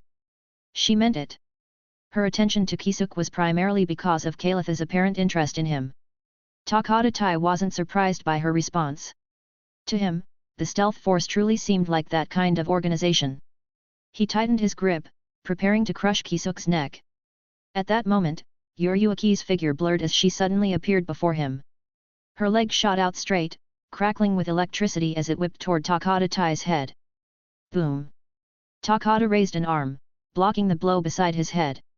Yurei's foot connected, leaving faintly flickering sparks and a charred mark on his arm. At the same time, his other hand flung Kisuke aside and drew his blade, slashing toward Yurei. Despite her preparations to retreat, the attack still managed to graze her shoulder, drawing blood. "Lady Yurei." Shaolin FNG's eyes widened as she charged toward them with all her might. The remaining correction corps members followed suit, rushing forward with a collective roar. Takadatai hesitated, choosing to deal with the reinforcements first. "Envelop me, Yumitsumai." Takadatai raised his zanpakuto. With a blinding flash of light, his form transformed. When the light faded, he stood as a towering figure made of solid rock. Thick slabs of stone covered his body, and tufts of grass and branches jutted from the gaps, lending him an odd yet harmonious natural beauty. Now encased in his rocky armor, Takadatai clenched his massive fists and slammed them together with a resounding thud. Then, he charged at the correction corps. "Protect the commander!" The correction corps roared in defiance, wielding their short blades as they rushed forward. In an instant, 5 or 6 of them were sent flying, their chests crushed and spraying fragments of organs as they fell. The others pressed on, determined to encircle him from all sides. Their training as recruits had included techniques for dealing with armored opponents. As long as they could drive their blades into the gaps of the armor, they could inflict massive damage. Their short blades were designed precisely for this purpose. Through the sacrifice of their comrades, one member managed to leap onto Takadatai's shoulder. His eyes gleamed with resolve as he gripped his blade with both hands and drove it into the gap in Takada's neck armor. But as the blade sank in, he froze. It felt as though the blade had disappeared into a void, with no resistance or feedback. Instinctively, he tried to pull it out. When he succeeded, the front half of the blade was gone. As he stared in shock, a massive stone hand reached for him, gripping him tightly. "Fool! Even recklessness has its limits. With a sickening crunch, the correction corps member was snapped in two. Leaning against the prison door, Yuryuaki clutched her wounded shoulder, her eyes fixed intently on Takadatai. In front of her, Shaolin FNG stood with her short blade, every muscle taut. She had already resolved to die. As a member of the FNG family, her mission was to protect Lady Yuryuaki. If dying for Yuryuaki's sake gave her life meaning, she was ready to pay that price. But, even if she died, it wouldn't change the outcome. The realization filled her with despair. Under Shaolin FNG's watchful gaze, Takadatai casually flung away the correction corps members who clung to him. Then, he turned his gaze toward her. Shaolin FNG clenched her teeth and reversed her grip on her zanpakuto. The next moment, the massive figure charged at her like a runaway war chariot. Chapter 52. Facing Takadatai charging toward her like a war chariot, Shaolin FNG's eyes flashed with determination. There was no way she could escape with Yuryuaki while dealing with a captain-level opponent. If that was the case, then she would fight to the death. Forgive me, Lady Yuryuaki. I won't be able to repay your kindness in the future. She whispered softly, gripping her short blade tightly as she charged toward Takadatai. Shaolin. Yuryuaki's pupil shrank. She took a deep breath, and spirit pressure began to gather within her. For years, aside from training the correction corps, she had been developing a secret technique. This technique combined the Shin family's unique arts with her own insights, creating a hybrid of hand-to-hand combat and kid. However, it was far from perfected, and using it in battle could lead to severe after-effects. But now wasn't the time to hesitate. Life and death hung in the balance. Just as she prepared to release her spirit pressure, she froze in surprise. A figure appeared behind Takadatai. The shock left Yuryuaki momentarily stunned, her body forgetting to move. Takadatai, focused on Yuryuaki, noticed her sudden gaze directed behind him. His instincts screamed at him, and without hesitation, he ignored Shaolin FNG charging toward him and turned to look behind. To his astonishment, a black-cloaked figure had silently appeared at his back. In Takadatai's startled gaze, Kaelith Yurei raised his zanpakuto high with both hands and swung down forcefully. Strike in. The radiant arc of sword energy lit up the night, dispelling the surrounding darkness. Boom! An explosion of dust and debris erupted, centered on Takadatai. Yuryuaki's face lit up with joy. Kaelith. Shaolin FNG, too, was initially overjoyed. However, hearing Yuryuaki's warm tone and noticing her barely concealed happiness, Shaolin couldn't help but show a look of confusion. Step. Kaelith somersaulted mid-air and landed beside Shaolin. Without hesitation, he scooped her up. After briefly scanning her, he nodded with satisfaction. Good. It looks like you're not hurt. Under Shaolin's astonished gaze, Kaelith held her by the waist and, with a shunpo, brought her to Yuryuaki's side. How are you holding up, Yuryuaki? Not too bad, Yuryuaki replied, shaking her head. But the real problem is him. 9th Division Captain Takadatai. She quickly explained, that rock armor of his is nearly impenetrable, with incredibly high defensive power. Rumor has it that Kensei Maguruma, the 9th Division's vice-captain, once challenged him. Despite using his Shikai, Kensei attacked Takadatai for an entire tea ceremony's time. In the end, Kensei couldn't even crack his defenses and had to admit defeat. Hearing this, Kaelith raised an eyebrow. At first, the mention of impenetrable armor made him feel apprehensive. But when he heard that the tester had been Kensei, his apprehension lessened considerably. Noticing Kaelith's unconcerned expression, Shaolin hurriedly added, and you can't attack the gaps in his armor. Any blade that strikes them will be consumed. Kaelith smiled at her reassuringly. Got it. I'll keep that in mind. Yuryuaki, annoyed by his calm demeanor, kicked him lightly. At that moment, Takadatai reappeared. With a wave of his hand, the dust surrounding him dissipated instantly. He glanced down at his chest. There, a faint sword mark was barely visible. Kaelith Yurei.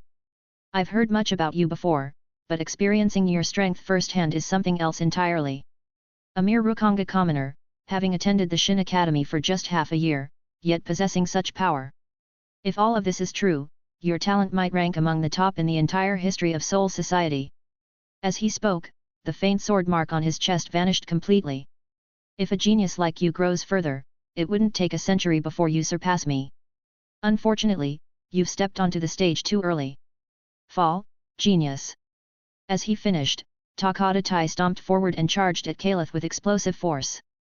Kaelith gripped his Asachi with both hands and swung it in a diagonal arc.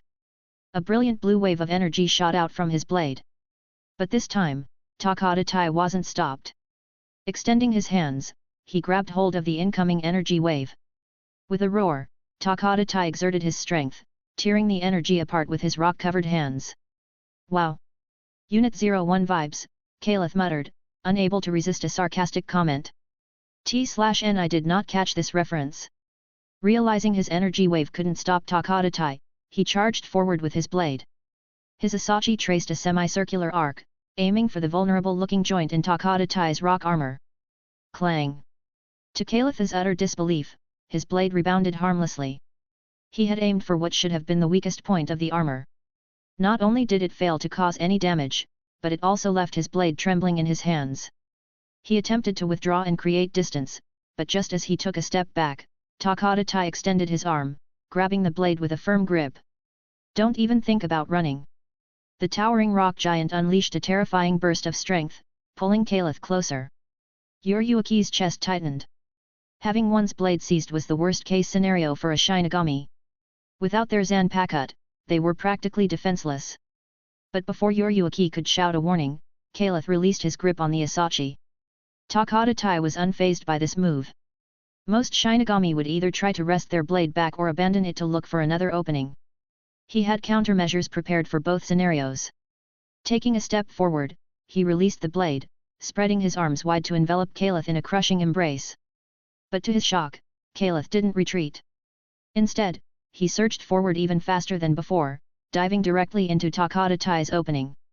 Kaelith drew a deep breath, clenched his fists tightly, and with surging spirit pressure, unleashed his attack. Skotsu. Chapter 53. What? Seeing Kaelith Yurei charge directly into his chest instead of retreating, Gotei's expression turned into one of surprise. But when he noticed Kaelith clench his fists and thrust them forward, his confusion instantly turned into shock. Boom! Under the astonished gazes of Yuryuki and Shaolin FNG, Gotei, who had nearly caught Kaelith, was suddenly sent flying backward. After flying dozens of meters, he slammed heavily into a wall. Debris and dust rolled up in thick clouds. Kaelith stood his ground, shaking his hands lightly. As he moved, spiritual pressure surged outward, sweeping away the dust. Gotei's figure re-emerged in everyone's sight. Upon seeing his condition, Shaolin FNG could hardly believe her eyes. The massive rock-armored figure was sprawled amidst the rubble. On his stomach, the rock armor had begun to crack and fall off in chunks. Beneath the shattered armor, a bloodied hole 10 centimeters wide gaped openly. She instinctively turned toward Yuryuki, doubting her own vision. Yuryuki, however, wore the same expression of shock, her mouth slightly agape. Noticing Gotei's injury, Kaelith's expression grew slightly regretful. Uncle, you recognize this technique? As if responding, Gotei groaned faintly from the pile of stones. Supporting himself with a nearby boulder, he slowly raised his body. I had the honor of witnessing the Captain Commander's martial arts once, he said, his voice strained with pain. After all, with a hole in his stomach, an ordinary Shinigami would have been long dead. No wonder. Kaelith's tone remained somewhat regretful. Moments earlier, when he used the Skotsu, double bone, Gotei had instinctively released a burst of spiritual pressure and retreated backward at high speed. This reflex allowed him to mitigate part of the impact force. Otherwise, the fight would likely have been decided already. Under Kaelith's watchful gaze, Gotei stood up once more. His bloodied abdomen was promptly recovered by his regenerating rock armor. Watching this, Kaelith couldn't help but wonder. Is this rock armor sanitized? Doesn't direct contact with flesh risk infection? As these stray thoughts crossed his mind, Gotei began to speak. If I recall correctly, you've only been the Captain Commander's disciple for a little over a month. Yet, in such a short time, you've managed to master this technique. And in that fleeting moment earlier, the spiritual pressure you unleashed. I must retract my previous statement. The term genius is inadequate to describe you. With time, you might surpass the Captain Commander himself and become the strongest Shinigami. Kaelith shrugged nonchalantly. Flattery won't get you anywhere with me. Do I look like the type of person who cares about titles like that? At his response, the two women behind him exchanged glances, their admiration evident. To receive such high praise from a captain-level figure at his age, most would be over the moon. Yet Kaelith remained composed, his indifference only adding to his charm. As they observed him, Kaelith continued. You're severely injured and can't even use your Bankai now. Even if I can't cause you more harm, all I need to do is stall until reinforcements arrive. Come on, Captain Takada, show me what other tricks you've got. Yurei. Shaolin FNG. Moments ago, he seemed like a heroic savior. Now, he sounded like an arrogant mid-tier villain. Takada chuckled, nodding slightly. You're right. You've indeed forced me to this state. By all accounts, this round is yours. For someone your age to achieve this, it's truly admirable. Noting his continued dialogue, Kaelith pursed his lips. Still, his primary objective was to buy time. If Captain Takada wanted to chat, Kaelith was happy to oblige. However, just as he was about to respond, something struck him. Wait. Did Takada say, until now, it's my loss? What does that mean? Kaelith's mind raced as he pieced together the situation. The 7th Division's sudden ambush. A pathway cleared of patrols, directly leading to the 2nd Division. A captain-level assailant. With Takada's strength, clearing patrols or launching a direct attack wouldn't require much effort. This could only mean one thing: there were others who had infiltrated the 2nd Division. Given that Takada had focused on Yurei, the intruder's target wasn't to assassinate the head of the Shin'ō family. Then what was their true objective? Kaelith's expression darkened as realization struck. He turned toward the prison gates. Yurei.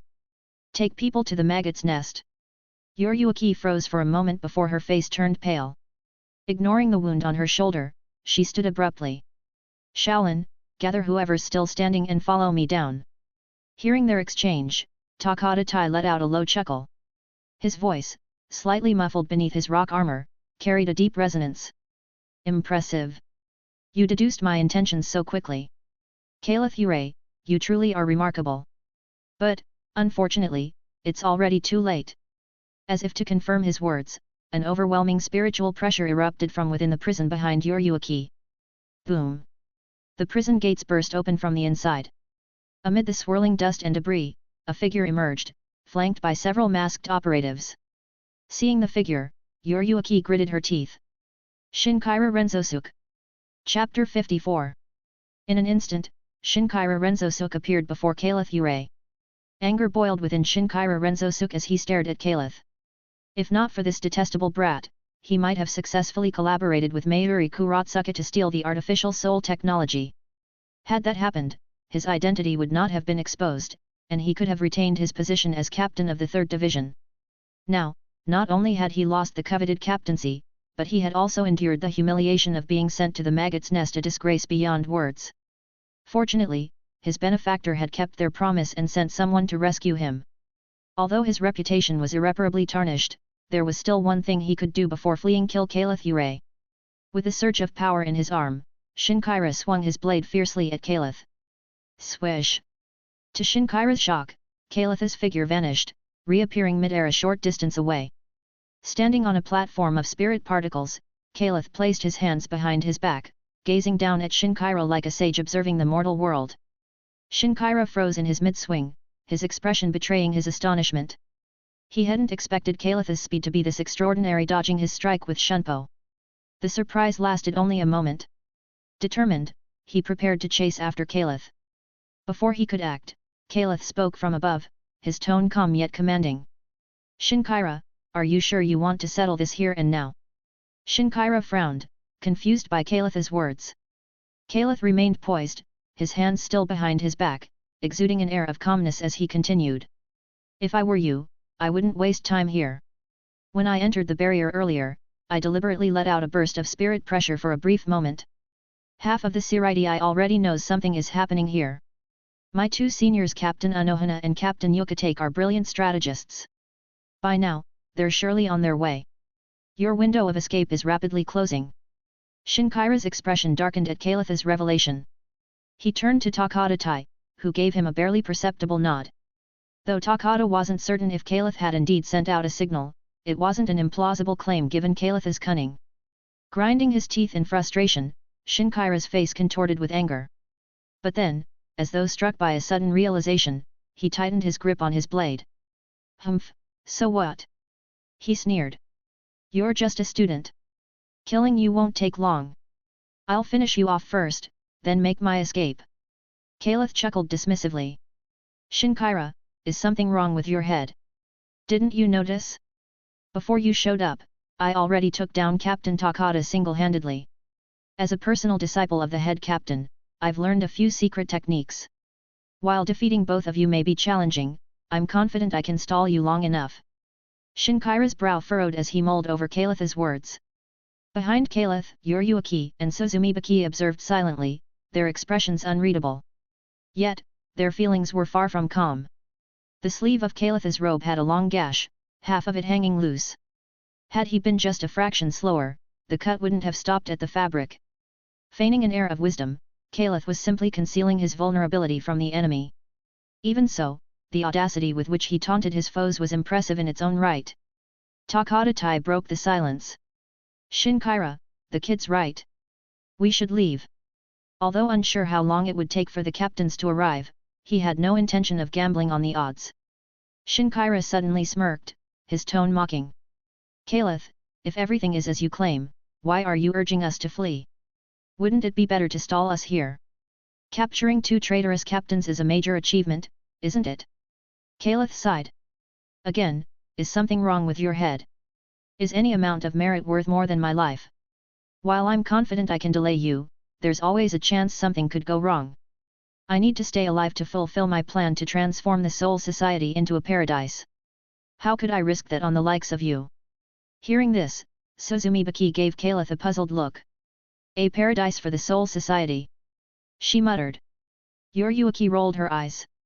Though unfamiliar with the term, she could guess its meaning. Takada's tone grew urgent.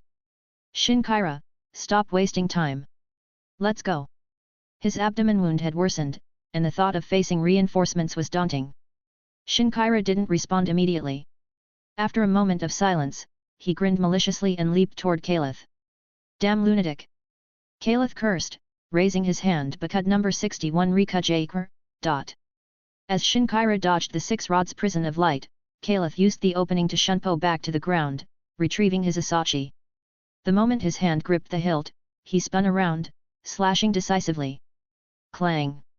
The blades collided, sparking brilliantly in the night. Your trump card, where is it? Shinkaira laughed maniacally. If you've got one, use it already. He struck Kaelith hard, sending him stumbling backward. Regaining his footing after several steps, Kaelith's disheveled appearance only made Shinkaira laugh louder. Ha! You couldn't even handle my first attack, yet you dare boast about secret techniques. Takada hesitated for a moment before stepping forward. Let's finish him quickly, he said coldly. Without waiting for a response, he lunged at Kaelith like a cannonball. Kaelith retreated with shunpo, trying to create distance, but Shinkaira appeared beside him mid-step. Die! Shinkaira roared, slashing down fiercely. Kaelith blocked with his blade, but his spiritual pressure was slightly weaker. Boom! The force of Shinkaira's strike sent Kaelith crashing into the ground, creating a deep crater. Takada wasted no time, leaping into the air to deliver a finishing blow. As Kaelith lay at the bottom of the pit, struggling to move, a faint light began to form in his mouth. He was preparing to unleash a simulated zero, prioritizing survival over the consequences. Before he could release the attack, a weak yet resolute voice rang out. Scream! Benihime. Chapter 55. Seeing Kaelith Yurei struck down, Yurei and Soifone moved simultaneously. Crackle! Electric light erupted from Yurei's body. She had infused her spirit pressure into a new technique, one she developed by combining it with the Shine family's secret arts.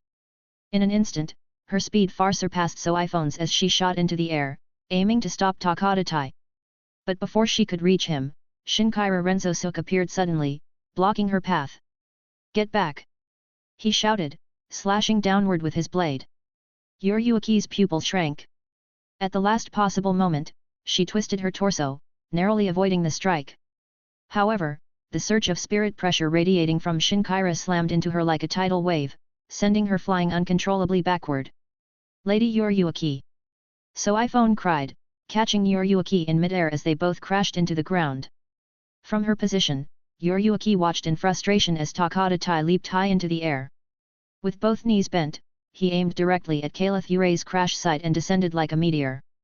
Kaelith! Yurei roared in fury. Within the swirling dust, Kaelith opened his mouth, red spirit energy forming into a glowing sphere. But suddenly, a voice rang out. Scream! Benihime! Scarlet Shield of Mist! As the release command echoed, a crimson shield materialized in midair, blocking Takata's descent. Crack! The shield shattered instantly under the impact, but it was enough to alter Takata's trajectory. Flipping midair, Takata landed a short distance away, his feet carving two massive craters into the ground. Who? He muttered, turning to see the figure behind him. A disheveled man with straw-colored hair struggled to his feet. It was Yurei Kisuke, the young Shinigami Takata had previously knocked unconscious. He hadn't expected Yurei to still have the strength to fight. Kisuke held his zanpakuto with a grim expression. In truth, he had only been unconscious for a brief moment. Since then, he had been lying on the ground, carefully observing the situation. Originally, he planned to play dead to the end. If the worst came to pass, someone had to survive and report the incident to the Gotei 13. But seeing Kaelith Yurei holding his own against two captain-class opponents gave Kisuke hope. So when Kaelith appeared to falter, Kisuke didn't hesitate to release his zanpakuto. Although he hadn't mastered its shikai for long, it was enough to deflect Takata's fatal blow. Kisuke smirked briefly, but his expression shifted almost immediately. Whoosh! Before he could react, Shin'ō Renzosuke appeared in front of him. With a swift kick, Shin'ō's leg lashed out like a whip, slamming into Kisuke's abdomen. Ugh! Kisuke spat out a mouthful of blood, his body skidding across the ground like a skipping stone. He finally collapsed, unable to move. He didn't need to look, he knew his internal organs were in shambles, his bones likely broken in multiple places. After a feeble attempt to rise, Kisuke sighed heavily. Kaelith, it's all up to you now. Amid the dissipating dust, Kaelith Yurei slowly stood up. The searing pain coursing through his body made him want to collapse again, but he knew that if he fell now, it would be permanent. Summoning his spirit pressure, Kaelith released it outward in a sudden burst. The swirling dust around him was swept away in an instant, moonlight bathing his battered form. Kaelith frowned slightly. As the dust cleared, he felt as though he had touched upon something unusual. Not far away, Shin'ō Renzosuke and Takata turned their gazes toward him. It's over, everyone thought simultaneously. Against two captain-class adversaries, Kaelith had exhausted all his options. The outcome would be decided in moments. Shin'ō couldn't help but smile. Kaelith Yurei, I'll admit you've done quite well, he said. But this is the end. He began to approach Kaelith, step by step, his blade glinting in the moonlight.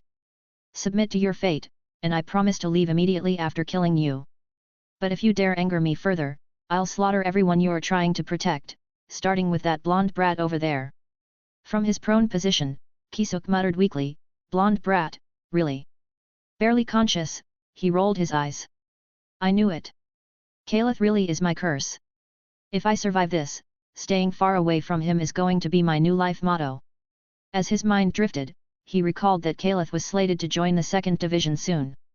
Maybe I should transfer to the 12th Division, research is much safer. Before he could finish the thought, Kisuke lost consciousness completely. Meanwhile, Yurei, supported by Sōsuke, struggled to watch the scene unfold. For the first time, she truly felt the anguish of powerlessness. Kaelith, run! She croaked weakly. Hearing her plea, Sōsuke tightened her grip on her short blade and bolted toward Kaelith. Although she didn't understand the exact nature of Yurei's connection to him, Sōsuke was determined to fulfill her master's wishes.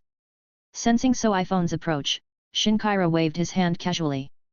3 triangular light blades formed in the air and shot toward her. Thud!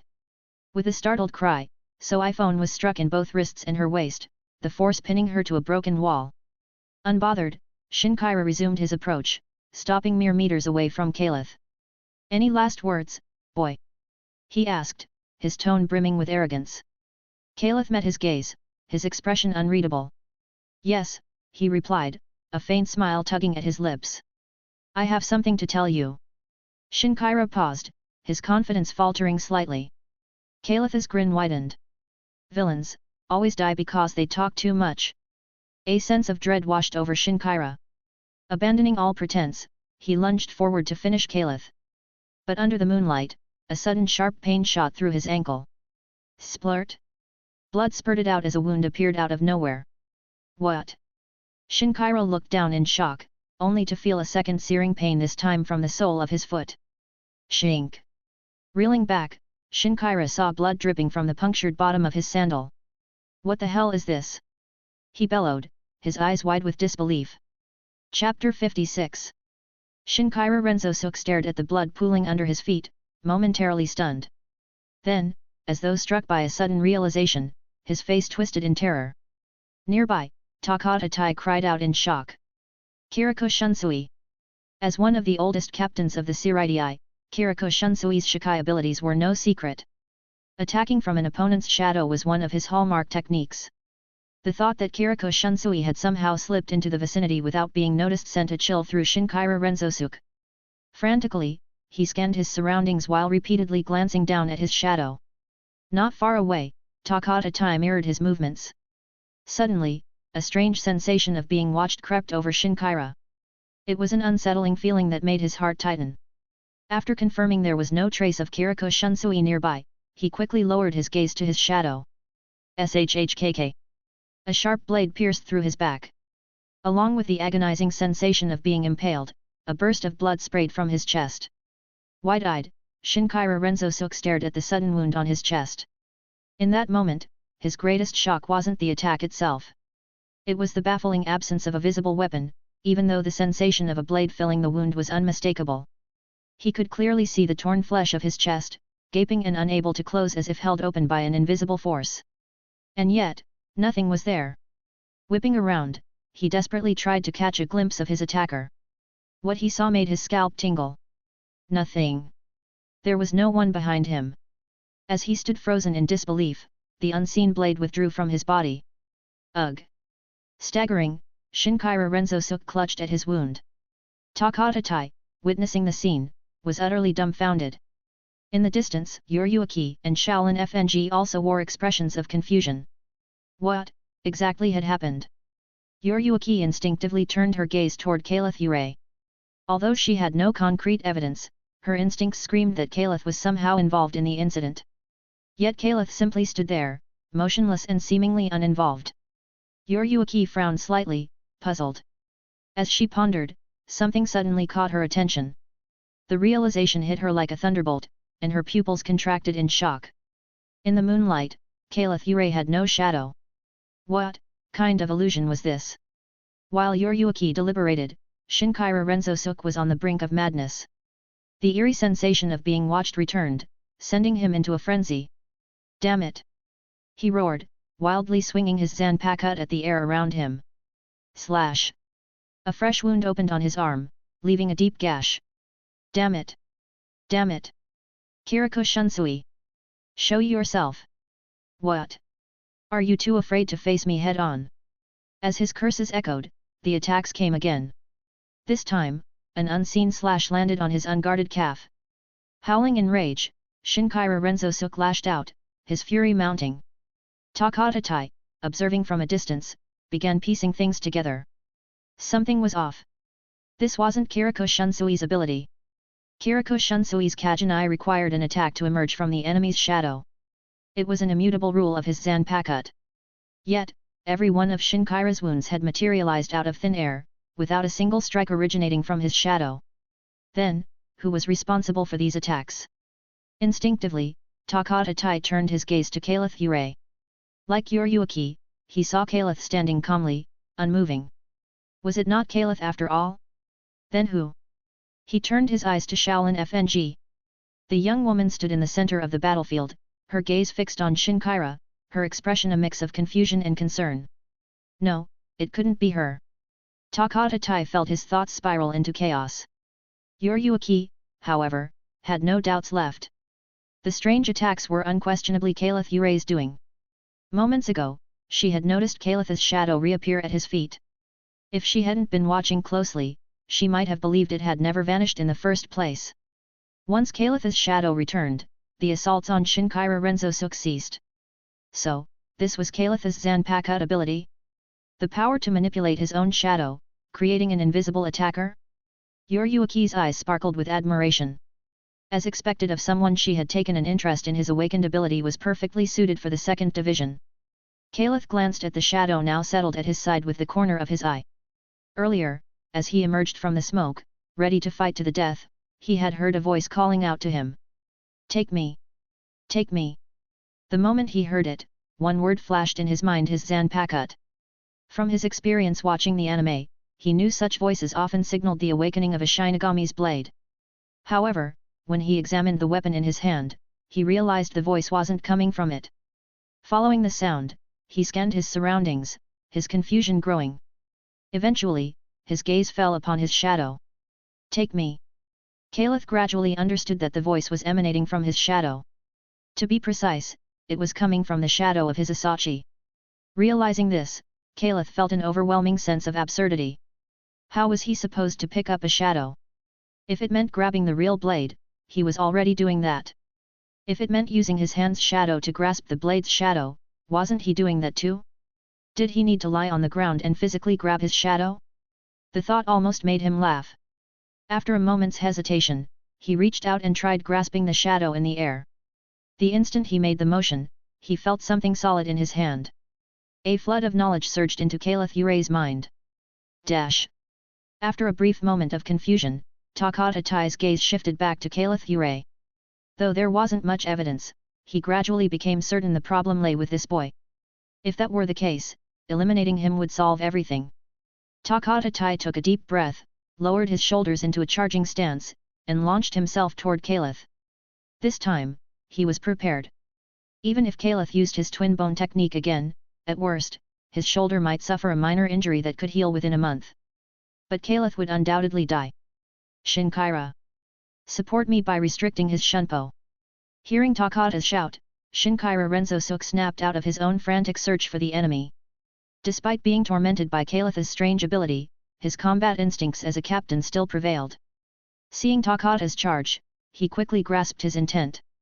Planting his zanpakuto firmly into the ground, Shin'ō shouted.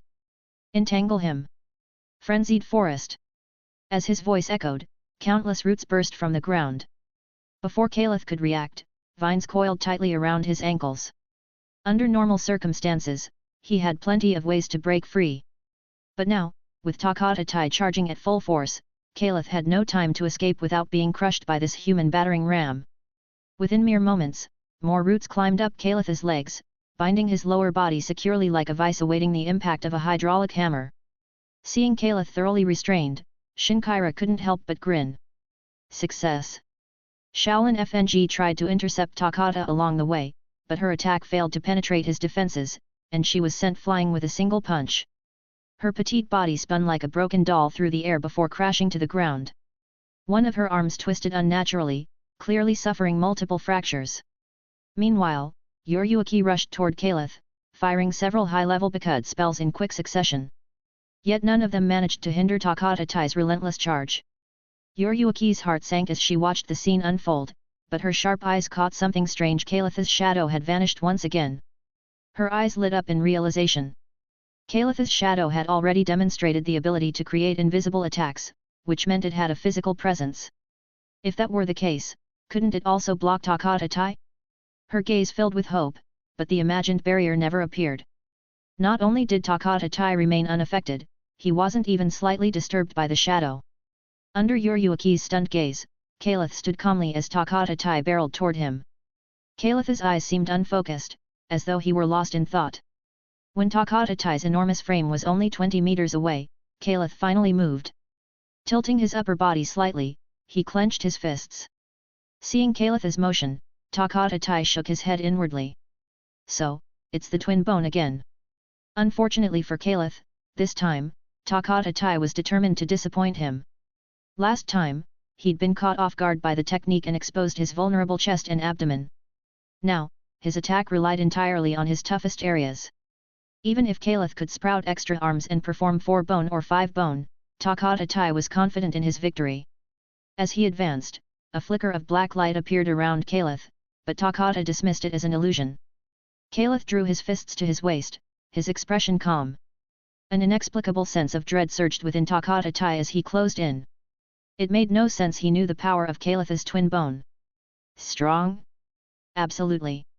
But not strong enough to shatter the rock armor encasing his shoulders and arms. Though the technique would leave him injured, it shouldn't provoke such primal fear. Unable to reconcile this feeling, Gotei pushed forward with even greater determination. Attack was the best form of defense.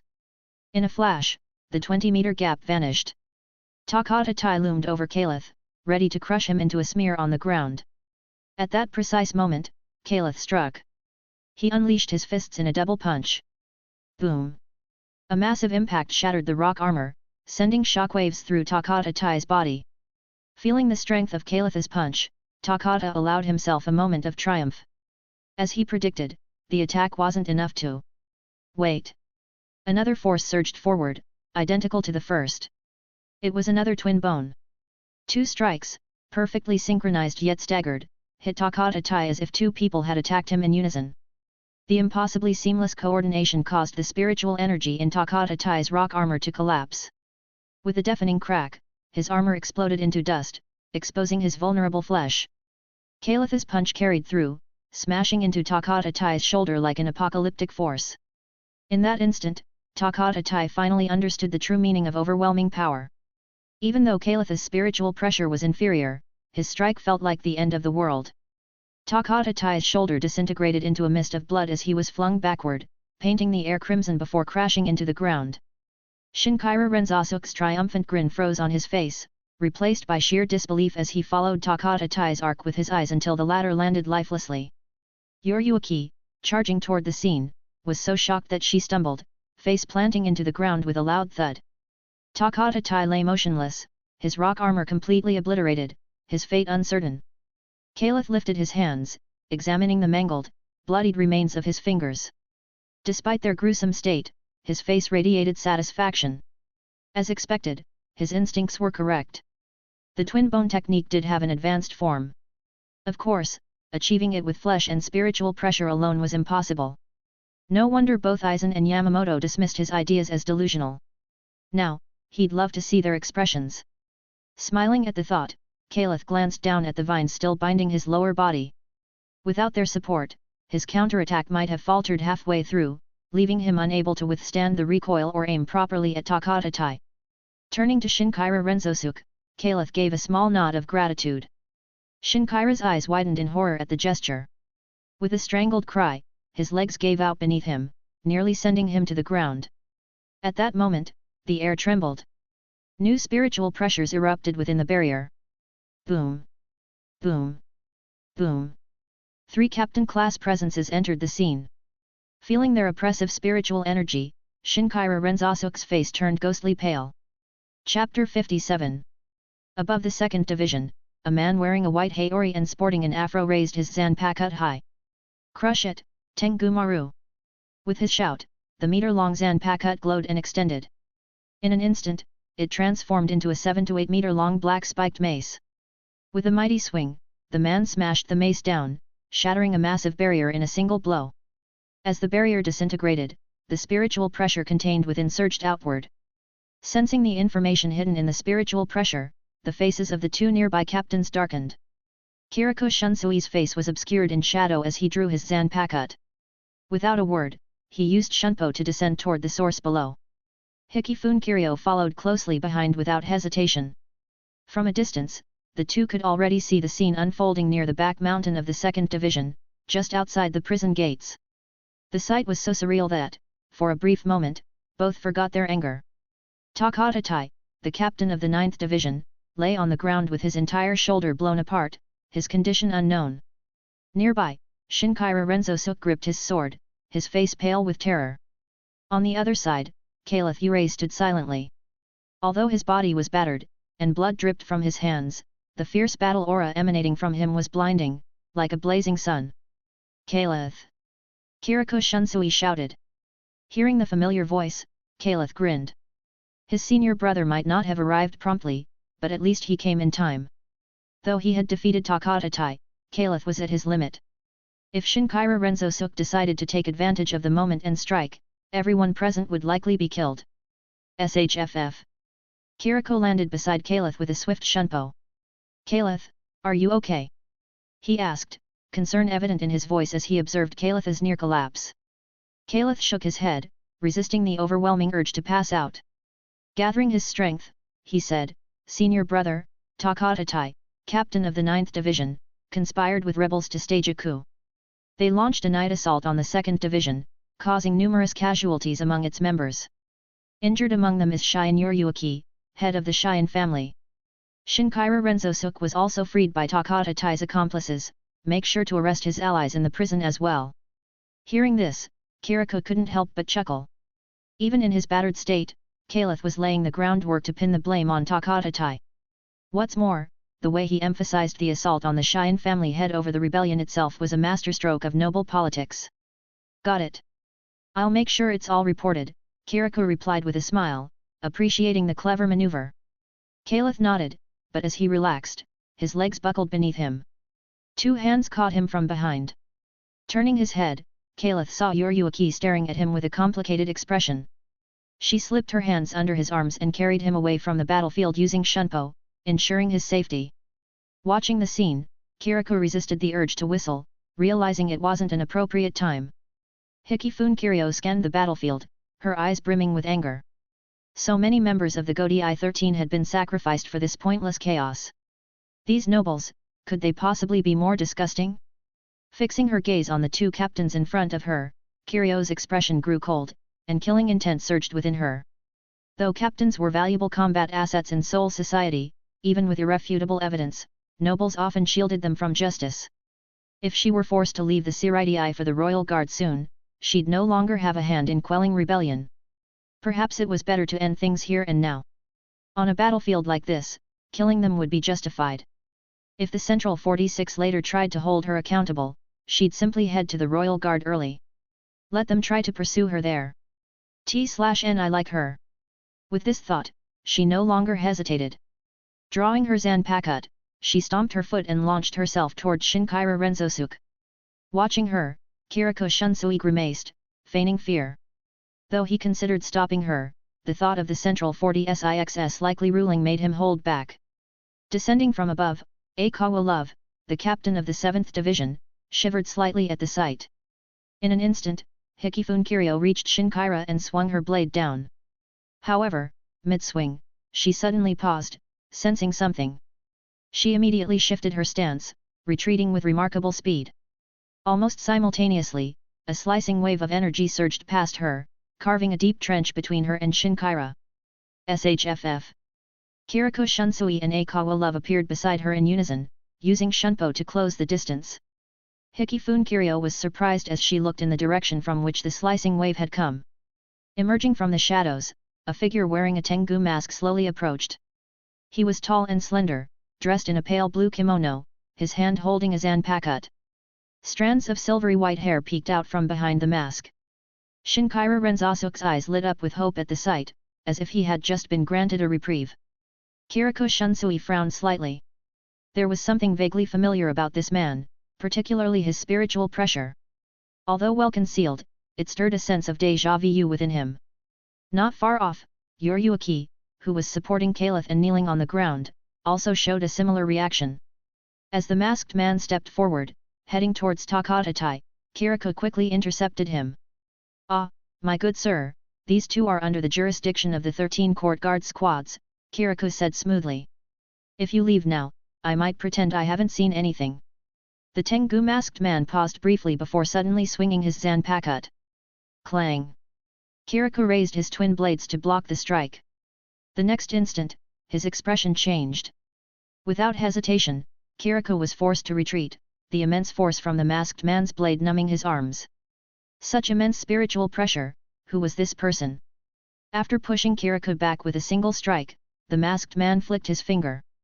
Takatatai, who lay on the ground, was levitated and landed gently on the man's shoulder. He then turned his gaze toward Shin'ō Renzosuke, who, realizing something, quickly ran over to them. Planning to leave. Hikifune Kiryo's eyebrows shot up as she prepared to dash forward. Predicting her move, the Tengu masked man lifted his zanpakuto and aimed it at her from a distance. Had number 91. Sanjake Dinte. Hikifune Kiryo's eyes widened. In the next second, to her disbelief, dozens of white-hot spears of light materialized and shot toward her simultaneously. Boom! The area erupted with a tremendous explosion, casting a brilliant glare over the battlefield.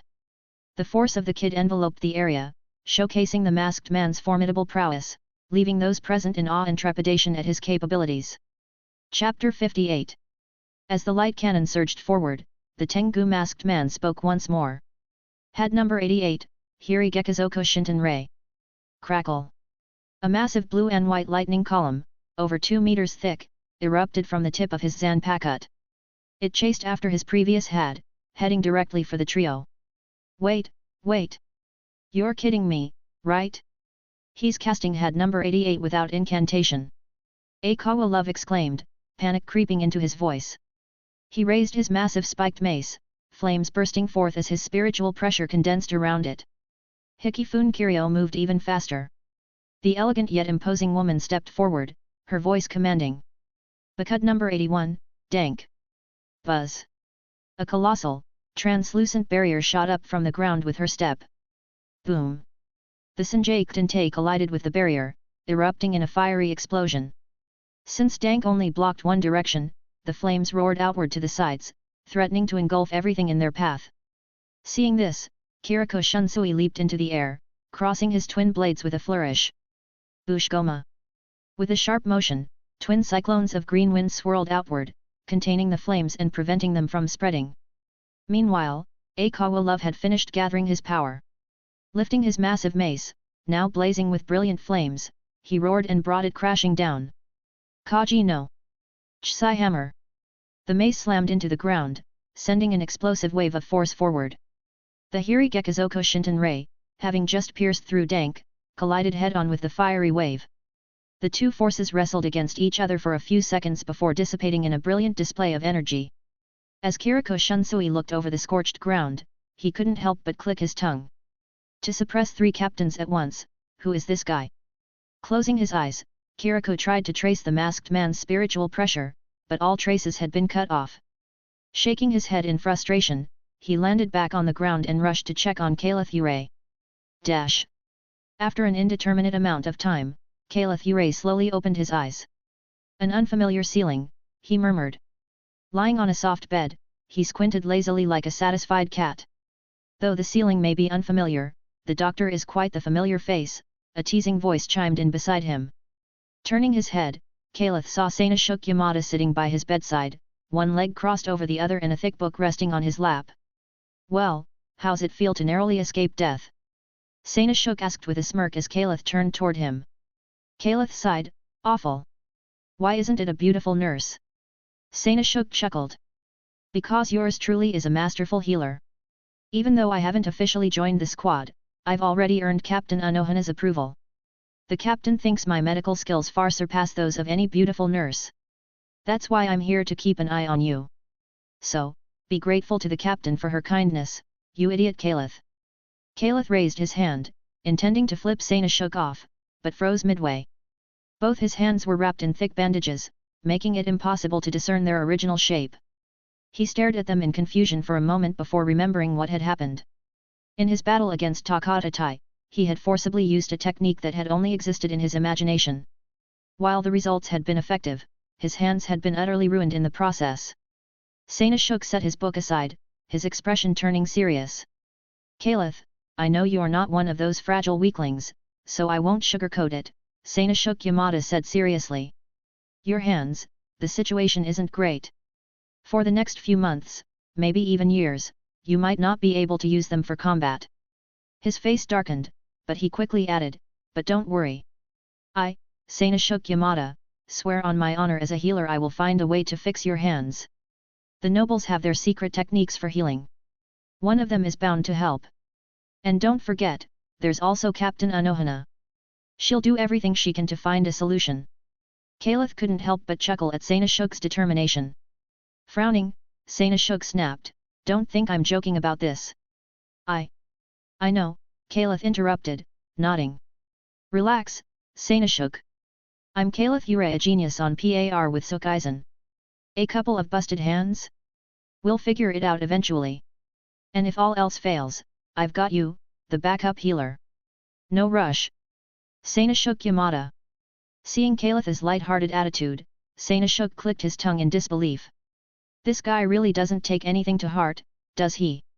Kaelith lowered his bandaged hands and asked, How are Yurei and Shaolin FNG? Lady Yurei's fine. The nobles have their own private hospital, and I heard she was discharged yesterday. As for that short-haired girl, her injuries were more severe. One of her arms was broken in multiple places. Her life's not in danger, but how much function her arm will recover depends on luck. Kaelith's brow furrowed slightly. If Shaolin FNG's arm was permanently damaged, it could mean the end of her career in the Onmitsukade. As the two chatted, there was a knock on the door. After a response, the door opened, and several figures entered the room. At the front was none other than Kiriko Shunsui. Seeing Kaelith awake, he grinned. Hey, Gotei, didn't I tell you? Our junior here is quite the powerhouse.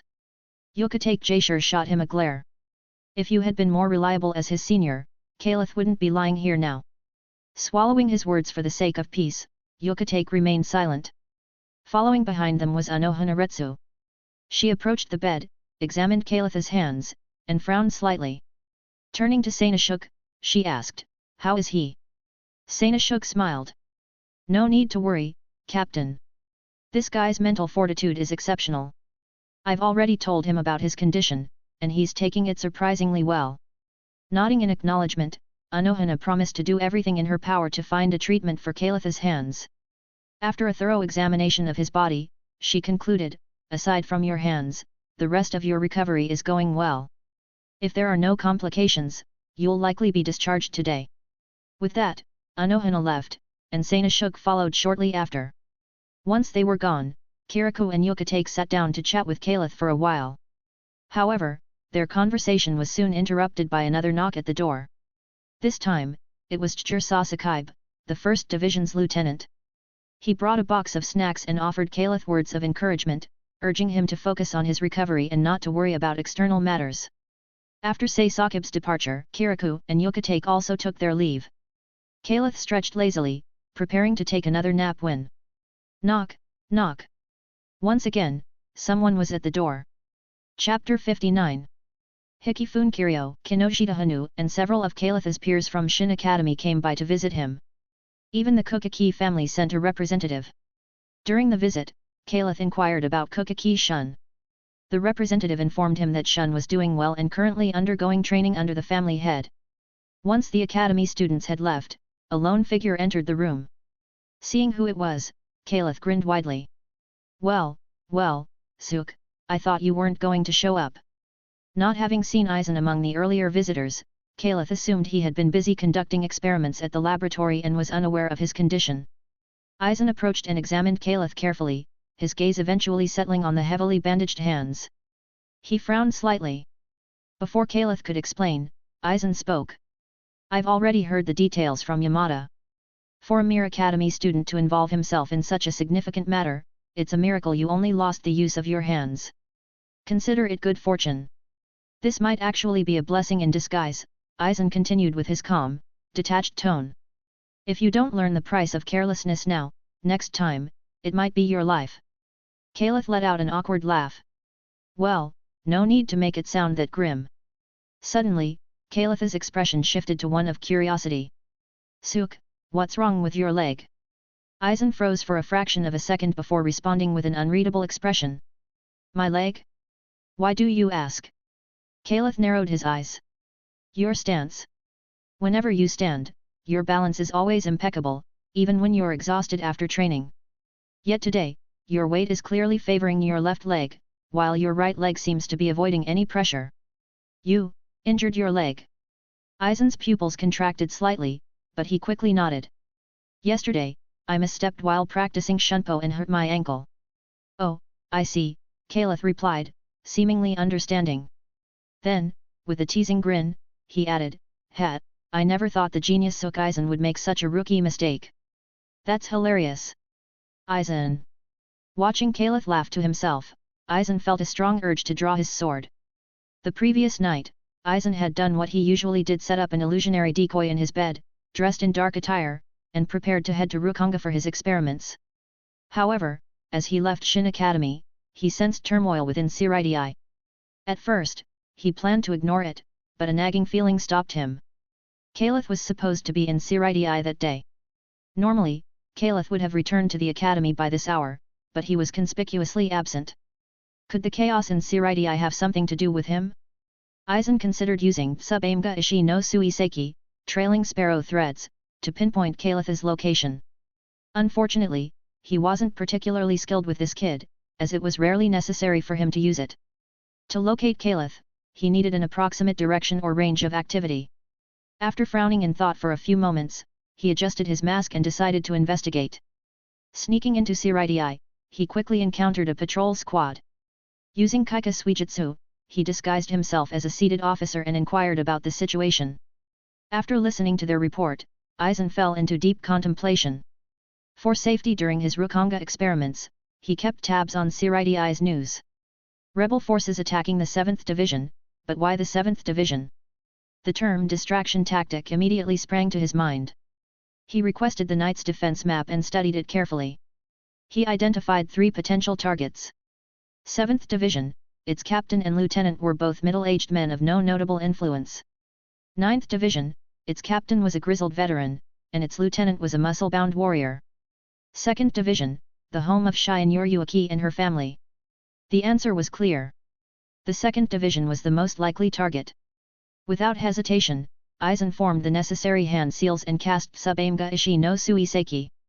Threads of Reishi streaked toward the 2nd Division headquarters. Just as the threads of Reishi were about to reach the 2nd Division, they were abruptly severed by some unseen force. The sensation that returned through the threads caused Aizen's eyes to narrow. It was a barrier designed to block spiritual pressure. It seemed his guess was correct. That idiot Kaelith Yurei was indeed in the 2nd Division. And, as expected, he was likely already caught up in trouble. Aizen hesitated for a couple of seconds before sighing and heading toward the 2nd Division. The distance between Shin'ō Academy and the 2nd Division was considerable, and it took him significant effort to finally arrive. As he approached the barrier, Aizen suddenly sensed something and moved aside. Where did this kid come from? The Shinigami who had launched a surprise attack stopped mid-motion, confusion crossing his face as he saw Aizen. Aizen instantly recognized him. It was Sakamoto Naoki, the lieutenant of the 7th Division. Seeing Aizen dressed in dark attire with his face obscured, Sakamoto grinned maliciously. Kid, I don't know who you are, but showing up here dressed like that means I'll have to kill you. Gripping his zanpakuto with both hands, Sakamoto assumed a battle stance. Aizen gazed at him calmly. Before we fight, allow me to share a piece of advice. Sakamoto frowned in confusion as Aizen spoke slowly. Those who casually tell others to die are often the least confident. Facing someone like me, you cling to empty threats as a crutch for your fragile resolve. How amusing that, even among the timid, you stand as the pinnacle of insecurity. T/N I don't want to sound like a fanboy, but he is so cool. Sakamoto's eyes widened in fury. You little brat, you're dead. With a roar, Sakamoto charged forward, swinging his zanpakuto in anger. Aizen smirked faintly. His taunt had worked.